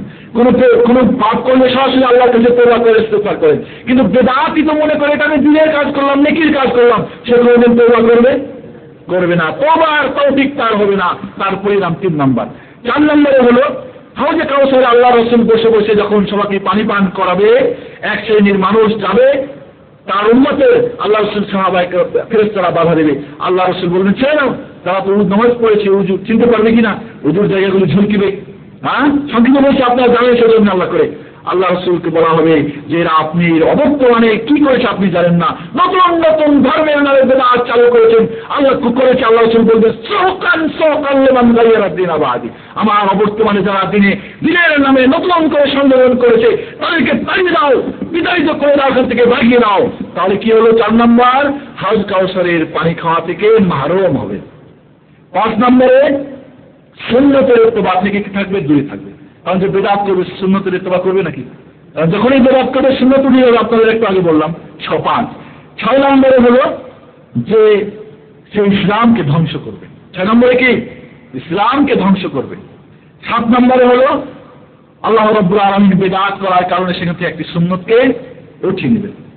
আপনারা ভালো করে হিসাব করেন। 7। 8 নম্বরে হলো যে এই বিদআত হলো শয়তানের কাছে সবচেয়ে প্রিয় পাপ। শয়তান বলে কি? আহলাকতু বানি আদম বিয-যুনুব ওয়া হালাকুনি বিত-তাওবাতি ওয়াল ইস্তিগফার। শয়তান বলে কি জানেন? বলে যে আমি বনি আদমকে পাপ দিয়ে ধ্বংস করেছি, আর বনি আদম আমাকে ধ্বংস করেছে তওবা ইস্তিগফার করে। সারা রাত গা বলিয়ে বলিয়ে ফজরের নামাজ কাজা করলাম, সকালে উঠে তাড়াতাড়ি ওযু করে নামাজ পড়ে আল্লাহর কাছে তওবা করে, কি পাপ থাকবে? আপনারা ওনার জন্য কেমন লাগবেন? আল্লাহ রাসূল বলেছেন যে তওবাকারী তওবা করে তাদের কোনো পাপই থাকে না। তো শয়তান বলে যে বনি আদমকে ধ্বংস করে পাপের মাধ্যমে আমাকে তারা ধ্বংস করে, তওবা ইস্তিগফার করে, ঠিক কিনা? কিন্তু আমি দেখলাম যে এই তো অবস্থা থাকলে চলবে না, আমার তো একটা পথ বাইর করতে হবে। তখন আমি একটা পথ বাইর করলাম, শয়তান বলছে সেটা হলো বিদআত। কারণ বিদআত নেকির সওয়াবের উদ্দেশ্যে করে, আর বিদআতি কোনো সময় তওবা করার চিন্তা ভাবনাও করে না। এইটা হলো, এই জন্য শয়তানের কাছে সবচেয়ে প্রিয় পাপ হলো কি? বিদআত। 9 নম্বরে হচ্ছে যে বিদআত হলো একটা বিদআত আরো শত বিদআতের পথ খুলে দেওয়ার একটা মাধ্যম, ঠিক কিনা? আল্লাহ রাসূলের জীবন চরিত্র করতে গিয়ে কি হয়েছে? গান বাজনা করে না, ধূপ ঢাল বাজাই না, গাঁজা মদ খাই না, ওই কিনা অনুষ্ঠানে আপনার জশ্নে জুলুস করতে গিয়ে হাজার হাজার টাকা নষ্ট হয়ে অপচয় করে না, যেখানে বাংলাদেশের গরিব ঢাকা শহরের ডাস্টবিন থেকে হাত চুষে যেখানে জীবনযাপন করে, সেখানে কি প্রমোদে কি আনন্দে দিনের নামে তারা হাজার হাজার টাকা কি করে আলোকসজ্জা এবং আল্লাহ রাসূলের মিলাদুন নবী উদযাপন করতে গিয়ে খরচ করে না? করে কিনা? তাহলে এগুলি কি? একটার মাধ্যমে আরো শত বিদআতের পথ খুলে যায়। 10 নম্বরে হলো যে বিদআতীরা সুন্নতীদেরকে ঘৃণা করে কিনা? দেখবেন যারা হকপন্থী আলেম তাদেরকে যারা বিদআতী অত্যন্ত ঘৃণা করে, আপনারা দেখবেন। এবার ঘৃণা করাকে ঠিক না বেঠিক? বেঠিক। 11 নম্বরে হলো যে তারা সুন্নতকে কখনোই জানতে চেষ্টা করে না, বিদআতীরা কখনো সুন্নত জানার চেষ্টাও করে না। 12 নম্বরে হলো এই বিদআতের কারণে মুসলিম সংহতির কি হয়েছে? গোড়ায় কুঠারাঘাত করা হয়েছে। ওয়াতাসিমু বিহাবলিল্লাহি জামিআ ওয়া লা তাফাররাকু, তোমরা সংঘবদ্ধ হয়ে থাকো। ওই করে উনি করেছেন এক বিদআত চালু, উনি এক বিদআত চালু, উনি এক বিদআত চালু, কি হয়েছে? আপসের মধ্যে বিভিন্ন দল তৈরি হয় নাই, ইসলামের সংহতিতে কুঠারাঘাত করা হয় নাই। তাহলে 12 নম্বর ক্ষতি হলো যে আপসের মধ্যে দ্বন্দ্ব হয়েছে, একজন আরেকজনকে ভালোবাসি না, একজন আরেকজনকে খারাপ জানি, একজন আরেকজনকে শুধু তাই না কিভাবে তাকে ধ্বংস করা যাবে, শেষ করে যাবে, এমনটাও করে। এরপরে আসি আপনারা কিভাবে আমরা বিদআত থেকে বাঁচবো। আপনাদের সঙ্গে অর্ডার করেছিলাম, আপনারা একটু সময় দিবেন। 1 নম্বরের মধ্যে কোরআন এবং হাদিসকে রিসার্চ করা, পড়া। কিভাবে বিদআতকে আমরা বিদআত থেকে বাঁচবো? তখন আপনি কোরআন হাদিস পড়বেন নিজে, তখন না জানবেন যে এটা আল্লাহ রাসূলের তরিকা, তখন না আপনি বাকিগুলিকে বাদ দেবেন, ঠিক কিনা? তাহলে আপনারা কি কোরআন হাদিস পড়তে চান? তালা করে ইসলামিক সেন্টারের বইপত্র নেবেন, তালা করে ইনশাআল্লাহ। যদি তুমি বলেন একটু, আমি একটু সাহস পাই আপনাদের সঙ্গে, এত আসতে বললে তো মনে করবে যে খুবই করবো আপনারা। 2 নম্বরে হলো এই কিতাবুল্লাহ এবং সুন্নাতে রাসূলের পড়ানো ক্লাসের ব্যবস্থা। এই যে আপনারা আজকে পড়ছেন, জানতে পারছেন না, নিজেরা পড়বেন, আপনি জেনেছেন, অন্য ভাইকে পড়ান, একটা বই দেন। তাহলে নিজে পড়া একটা 1 নম্বর পদক্ষেপ। 2 নম্বরে পড়ানো, হাদিস কোরআন পড়াবের জন্য উৎসাহিত করা। আপনি একটা বই নিয়ে ইসলামিক সেন্টারে পড়লেন, আরো 10 জন ভাই আছে তাকে দেওয়ার চেষ্টা করলেন না, তারপরে সপ্তাহে আপনি আবার আপনার নামে গিয়ে বলেন আমার এক ভাই আছে তাকে আমি পড়তে দেবো, তাকে পড়ান। 2। 3 নম্বরে হলো যে বিদআত এবং খোরাফিদের সংস্পর্শ ত্যাগ করতে হবে, তাদের সঙ্গে বসা যাবে না, কারণ বসলে আপনার মধ্যে ঢুকবে, তাদের অনুষ্ঠানে যাওয়া যাবে না। 3। 4 নম্বরে হলো যে বিদআত এবং খোরাফি যারা, তাদের বইপত্র পড়া থেকে আপনাকে বিরত থাকতে হবে। কারণ পড়লে আপনার মাথায় ঢুকে যাবে। এমন চমকদার করে, এমন সুন্দর করে আপনাকে উপস্থাপন করবে যে আপনি মনে করবেন না, এটা কি আর মিথ্যে হতে পারে। আমার এক বন্ধু আপনাদের এখানেই দাম্মামে চাকরি করে, মতিউর রহমান, আপনারা দেখবেন নামাজ ত্যাগকারীর হুকুম একটা বই অনুবাদ করেছিল, ইসলামে দিক নির্দেশনা বইটা, হ্যাঁ, জীবন পদ্ধতি, মতিউর রহমান ভাই। উনি একদিন, আমি লাস্ট ইয়ারে আর উনি হলেন থার্ড ইয়ারে হাদিসে পড়তাম। একদিন আমার এক ভাই না ছিল, তোকে মামু করে বলতো, একদিন জাল হাদিসগুলি পড়তেছে, পড়তে পড়তে বলছে, মামু এত সুন্দর হাদিসটা জাল হয়ে গেল, বুঝলেন? আপনি যদি পড়েন আশ্চর্য হয়ে যাবেন যে এটা আল্লাহ রাসূলের হাদিস কি হবে না। কথাগুলি এত সুন্দর, এত সাজানো গোছানো, এত বিভিন্ন জায়গা থেকে নিয়ে তৈরি করা, মনে হবে না এটা আল্লাহ রাসূলের হাদিসই মনে হয়, বুঝছেন না? কিন্তু এইভাবে মানুষ ধোঁকায় পড়ে যায়। 5 নম্বরে হলো রাসূলুল্লাহ সাল্লাল্লাহু আলাইহি ওয়াসাল্লাম সাহাবায়ে কেরামের চরিত্র আপনাকে জানতে হবে, রাসূলের চরিত্র পড়তে হবে। আবু বকর, ওমর, উসমান, আলী তারা কি ধরনের মানুষ ছিলেন। 6 নম্বরে যখনই আপনার কোনো মতভেদ দেখা যাবে, যখনই বুঝবেন যে এটা কেউ বলছে বেদাত, কেউ বলছে সুন্নাত, তখন কোথায় যেতে হবে? আল্লাহ এবং আল্লাহ রাসূলের দিকে, কোরআন ও হাদিসের দিকে। 7 নম্বরে হলো আপনাকে মনে রাখতে হবে, কোরআন ইসলামী ইতিহাস বুঝে দাড়ি টুপিওয়ালা এক শ্রেণীর মানুষ আছে যারা ধর্ম নিয়ে ব্যবসা করে, যারা বেদাত চালু করার জন্য সর্বত চেষ্টা করে। এই ধরনের এক শ্রেণীর মানুষ আছে, কথা আপনার ব্রেনে রাখতে হবে, ঠিক কিনা? যখন আপনি জানবেন যে এই পথে আমার দুশমন আছে, তখন না আপনি সতর্ক হবেন। এটাও একটা পন্থা বেদাত এবং খোরাফাত থেকে বেঁচে থাকা, যে এক শ্রেণীর মানুষ আছে ইসলামের বেশভূষে এবং আলেমদের বেশভূষে দাড়ি টুপি এবং পাঞ্জাবি টুপি আলা মানুষ যারা বেদাতের ব্যবসা করে, এক শ্রেণীর মানুষ আছে, কথা আপনাকে ব্রেনে রাখতে হবে। 7 নম্বরে হলো বেদাত এবং খোরাফি যারা, তাদের কথাগুলি কোরআন হাদিস দিয়ে মাপতে হবে। 1 নম্বরে কোরআন হাদিস পুরো খেলা করে আপনি দিই নাই, এবার মাপার চেষ্টা করবেন যে ঠিকই এটা কি কোরআন হাদিস কিনা। 9 নম্বরে হলো যে কিছু বেদাতীদের কারামাত আছে। কারামাত বুঝেন? অলৌকিক কিছু মানুষ দেখায়, জিন তাবে করে অথবা শয়তানকে তাবে করে কি করে অলৌকিক কিছু জিনিস দেখায়, মানুষ ভুলে যায় ঠিক রে, এমন যে অলৌকিক কারামতি দেখায় সেই কি এমন মিথ্যা কথা করতে পারে, বেদাত করতে পারে, তার দ্বারা কি বেদাত হতে পারে? এমনটা আমাদের দেশে অহরহ হয়। ইমাম গজ্জালী রহমাতুল্লাহ আলাইহি একটি কথা না বলে আমি সবুর করতে পারলাম না। ইমাম গজ্জালী রহমাতুল্লাহ আলাইহি বলছেন যে তুমি দেখো কোনো ব্যক্তিকে হাওয়া দিয়ে উড়ে যাচ্ছে, আকাশে শূন্যে উঠতেছে, পানির উপরে দাঁড়িয়ে নামাজ বিছায় দিয়ে নামাজ পড়ছে অথবা পানির উপর দিয়ে হাঁটতেছে, পরক্ষণে তুমি তার আমলগুলিকে কোরআন হাদিস দিয়ে মাপো। যদি বিন্দু পরিমাণে তার কোনো চরিত্র, কোনো কথা, তার কোনো কাম যদি আল্লাহ রাসূলের সুন্নতের খেলাফ দেখতে পাও, ফালাম ফাইন্নাহু শাইতান, তাহলে জেনে রাখো সে শয়তান। তাহলে রাসূলের বিন্দু পরিমাণে খেলাফ যে চলবে সে ওয়ালি হতে পারবে? আর ওয়ালি না হলে তার কারামতি হবে না। এই জন্য ইমাম ইবনে তাইমিয়া রাহমাতুল্লাহ একটা কিতাব লিখেছেন, আল ফারকু বাইনা আউলিয়াইশ শাইতান ওয়া আউলিয়াইর রহমান, আল্লাহর ওয়ালি এবং শয়তানের ওয়ালির মধ্যে পার্থক্য। এটা পড়লে বুঝবেন যে কিছু কারামতি যেগুলি শয়তানি কারামতি, ঠিক কিনা? সেটা অনেক কিছু করতে পারে না। এই জন্য মনে রাখতে হবে যে কিছু আল্লাহর ওয়ালির নামে যারা শয়তানি কারামতি দেখিয়ে, ইংলিশি কারামতি দেখিয়ে, জিন তাবে করে কারামতি দেখিয়ে আপনার সুন্দরতম মেয়েকে জিন চাপাই দিয়ে পাগল করে দেবে। মেয়েকে ভালোবাসেন না, বাসেন না? আরেকজন জিনিসে বলবে তুমি এত ব্যস্ত কেন, চলে যাবে হুজুরের কাছে, চলে যাবেন। আপনি যাইতে বলবে হ্যাঁ বুঝেছি, মেয়ে নিয়ে খুব ব্যস্ত না, অমুক দিন পাগল হয়ে গেছে, ঠিক না?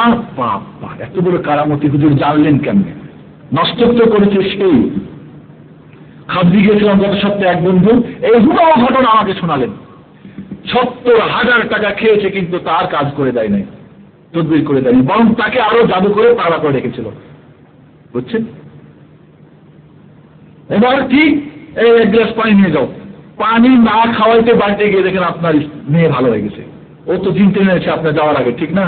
চাপাই রেখেছিলাম তো আমি যদি টেনে নিতাম, মাশাআল্লাহ, পানি খাওয়া তো এত বড় কারামতি হুজুরের। এইভাবে কারামতিতে মানুষ বিশ্বাস করে। এরপরে হলো আপনার 10 নম্বরে হলো যে আপনার যে সমস্ত কিতাব, যে সমস্ত বইপত্রে ওই বেদাত এবং খোরাফিদের আলোচনা করা হয়েছে, এমনি জানবেন আপনি বাঁচবেন কিভাবে খোরাফাত এবং বেদাত থেকে। এমন কিছু বই আছে না যেগুলি সম্পর্কে ওই সমস্ত আলো নিয়ে আলোচনা করা হয়েছে, ঠিক কিনা? ওটা বেদাত, ওটা বেদাত, ওটা খোরাফাত, এই বইগুলি পড়লে আপনি জানতে পারবেন, ঠিক কিনা? তাহলে এই 10টি যদি পদক্ষেপের কোনো আপনি গ্রহণ করেন, একটি বা কোনো সবগুলি, তাহলে আপনি বেদাত থেকে বাঁচতে পারবেন। আজকের মতো আপনাদের কাছে এই আহ্বান রাখবো, আসুন আমরা রাসূল সাল্লাল্লাহু আলাইহি ওয়াসাল্লামের জিন্দেগি পড়ি, তার সুন্নতের পাবন্দি করি, তাহলে তার মহব্বত হবে। এর মাধ্যমে আমাদের ইহলৌকিক পারলৌকিক কল্যাণ আমাদের আসবে। আমরা বিদআত এবং খোরাফাতকে জানি এবং এখান থেকে জেনে সেখান থেকে নিজেকে বেঁচে থাকার মতো আমরা পদক্ষেপ গ্রহণ করি। আসেন সামাজিকভাবে, ব্যক্তিগতভাবে, রাষ্ট্রীয়ভাবে, সার্বিকভাবে বইপত্রের মাধ্যমে আমরা এই সমস্ত বেদাত এবং খোরাফাতের বিরুদ্ধে স্লোগান উঠাই, বলি আমরা চাই সুন্নতের পাবন্দি করতে, খোরাফাত এবং বেদাতকে আমরা এখানে পদদলিত করতে চাই, এটার মূলোৎপাটন করতে চাই। এই কামনা রেখে এই দোয়া করে আল্লাহ রাব্বুল আলামিন যেন আমাদেরকে নবী মুহাম্মদ রাসূলুল্লাহ সাল্লাল্লাহু আলাইহি ওয়াসাল্লামের সত্যিকারের মহব্বত করার তৌফিক দান করবেন। আল্লাহুম্মা আমিন। আল্লাহ রাব্বুল আলামিন আমাদের জন্য রাসূলের অনুসারী এবং অনুগামী হিসাবে যেন আমাদেরকে কবুল করে নেন, বলে আল্লাহুম্মা আমিন। আল্লাহ হাজ কাউসারের পানি পান করাবে আমাদেরকে তৌফিক দান করে, আল্লাহুম্মা আমিন। আকুলু কাওলি হাযা আস্তাগফিরুল্লাহ লাকুম ওয়া লিসাইরিল মুসলিমিন ফাস্তাগফিরু ইন্নাহু গফুরুর রহিম। আসসালামু আলাইকুম ওয়া রাহমাতুল্লাহ। সংক্ষেপে আপনাদের আমি অনেক কথাই ছেড়ে দিলাম, আপনারা চেষ্টা করবেন বেদাত এবং সুন্নাত কি জানার জন্য এবং বেঁচে থাকার চেষ্টা করবেন। আসসালামু আলাইকুম ওয়া রাহমাতুল্লাহ। আপনাদের কারো কোনো প্রশ্ন থাকলে করতে পারেন। আসলে প্রশ্ন হচ্ছে যে অনেক দলের সমারোহতে বা অনেক দল থাকা অবস্থায় আমি কোন দলকে আমি গ্রহণ করব? কারণ আমরা জানি ওনারও আমি এক প্রশ্নটা করছি স্পষ্ট যে কোনো একটা দল ধরতেই হবে, এই কথাটা ঠিক না। শেষের কথাটা ঠিক না যে কোনো একটা দল ধরতেই হবে না, বরং আপনাকে বিবেক দিয়েছেন মহান রব্বুল আলামিন। কোরআন হাদিস আপনার কাছে আছে, ভালো আলেম ওলামাও আছে আল্লাহ করে আমাদের দেশে, তাদেরকে জিজ্ঞাসা করে দেখুন যে কোন দলটি হাকের উপরে আছে। এমন দল যদি আপনি পান সেই দলের অনুসারী হন, আর যদি না পান তাহলে আপনি সব দল ছেড়ে আপনার মতো আপনি জিন্দেগি করতে থাকেন। কারণ একজন মানুষ এখনো হাত পায় না, কি বলবো তাকে যে ওই বেহাত্তার সঙ্গে আপনি জড়িয়ে দেন না। সংক্ষেপে এটাই উত্তর। আর খিজির সম্পর্কে দুইটা মত রয়েছে। কারো কারো মতে যে তিনি কারো মতে যে তিনি আল্লাহর রাসূল এবং নবী ছিলেন, জুমহুর বা অধিকাংশের মতে তিনি আল্লাহর ওয়ালি ছিলেন, রাসূল ছিলেন না। এই জন্য সাধারণত যেহেতু জিনিসটি স্পষ্ট না, কোরআন হাদিসের আলোকে কোন স্পষ্ট এমন কোন আমাদের কাছে বাণী নেই যার আলোকে বলবো যে তিনি নবী ছিলেন অথবা বলবো যে তিনি ওয়ালি ছিলেন। এই জন্য মতানৈক্য থাকার কারণে তাকে আমরা ওয়ালি বলবো, বা নবী যদি বলি তাহলে আলাইহিস সালাম বলবো। আর যদি কোনো ওয়ালি সম্পর্কে আলাইহিস সালাম বলি, মানে তার উপর আল্লাহ শান্তি বর্ষিত হোক, আসসালামু আলাইকুম, আপনাকে যদি শান্তি দিতে পারে একজন আল্লাহর ওয়ালিকে সালাম দেওয়া যায় না? যায়। দ্বিতীয়ত একটা কথা আমি আপনাদের অতিরিক্ত বলবো, অনেকের ধারণা যে খিজির তিনি এখনো বেঁচে আছেন, এই ধারণাটা সঠিক নয়, বরং তিনি ইন্তেকাল করেছেন।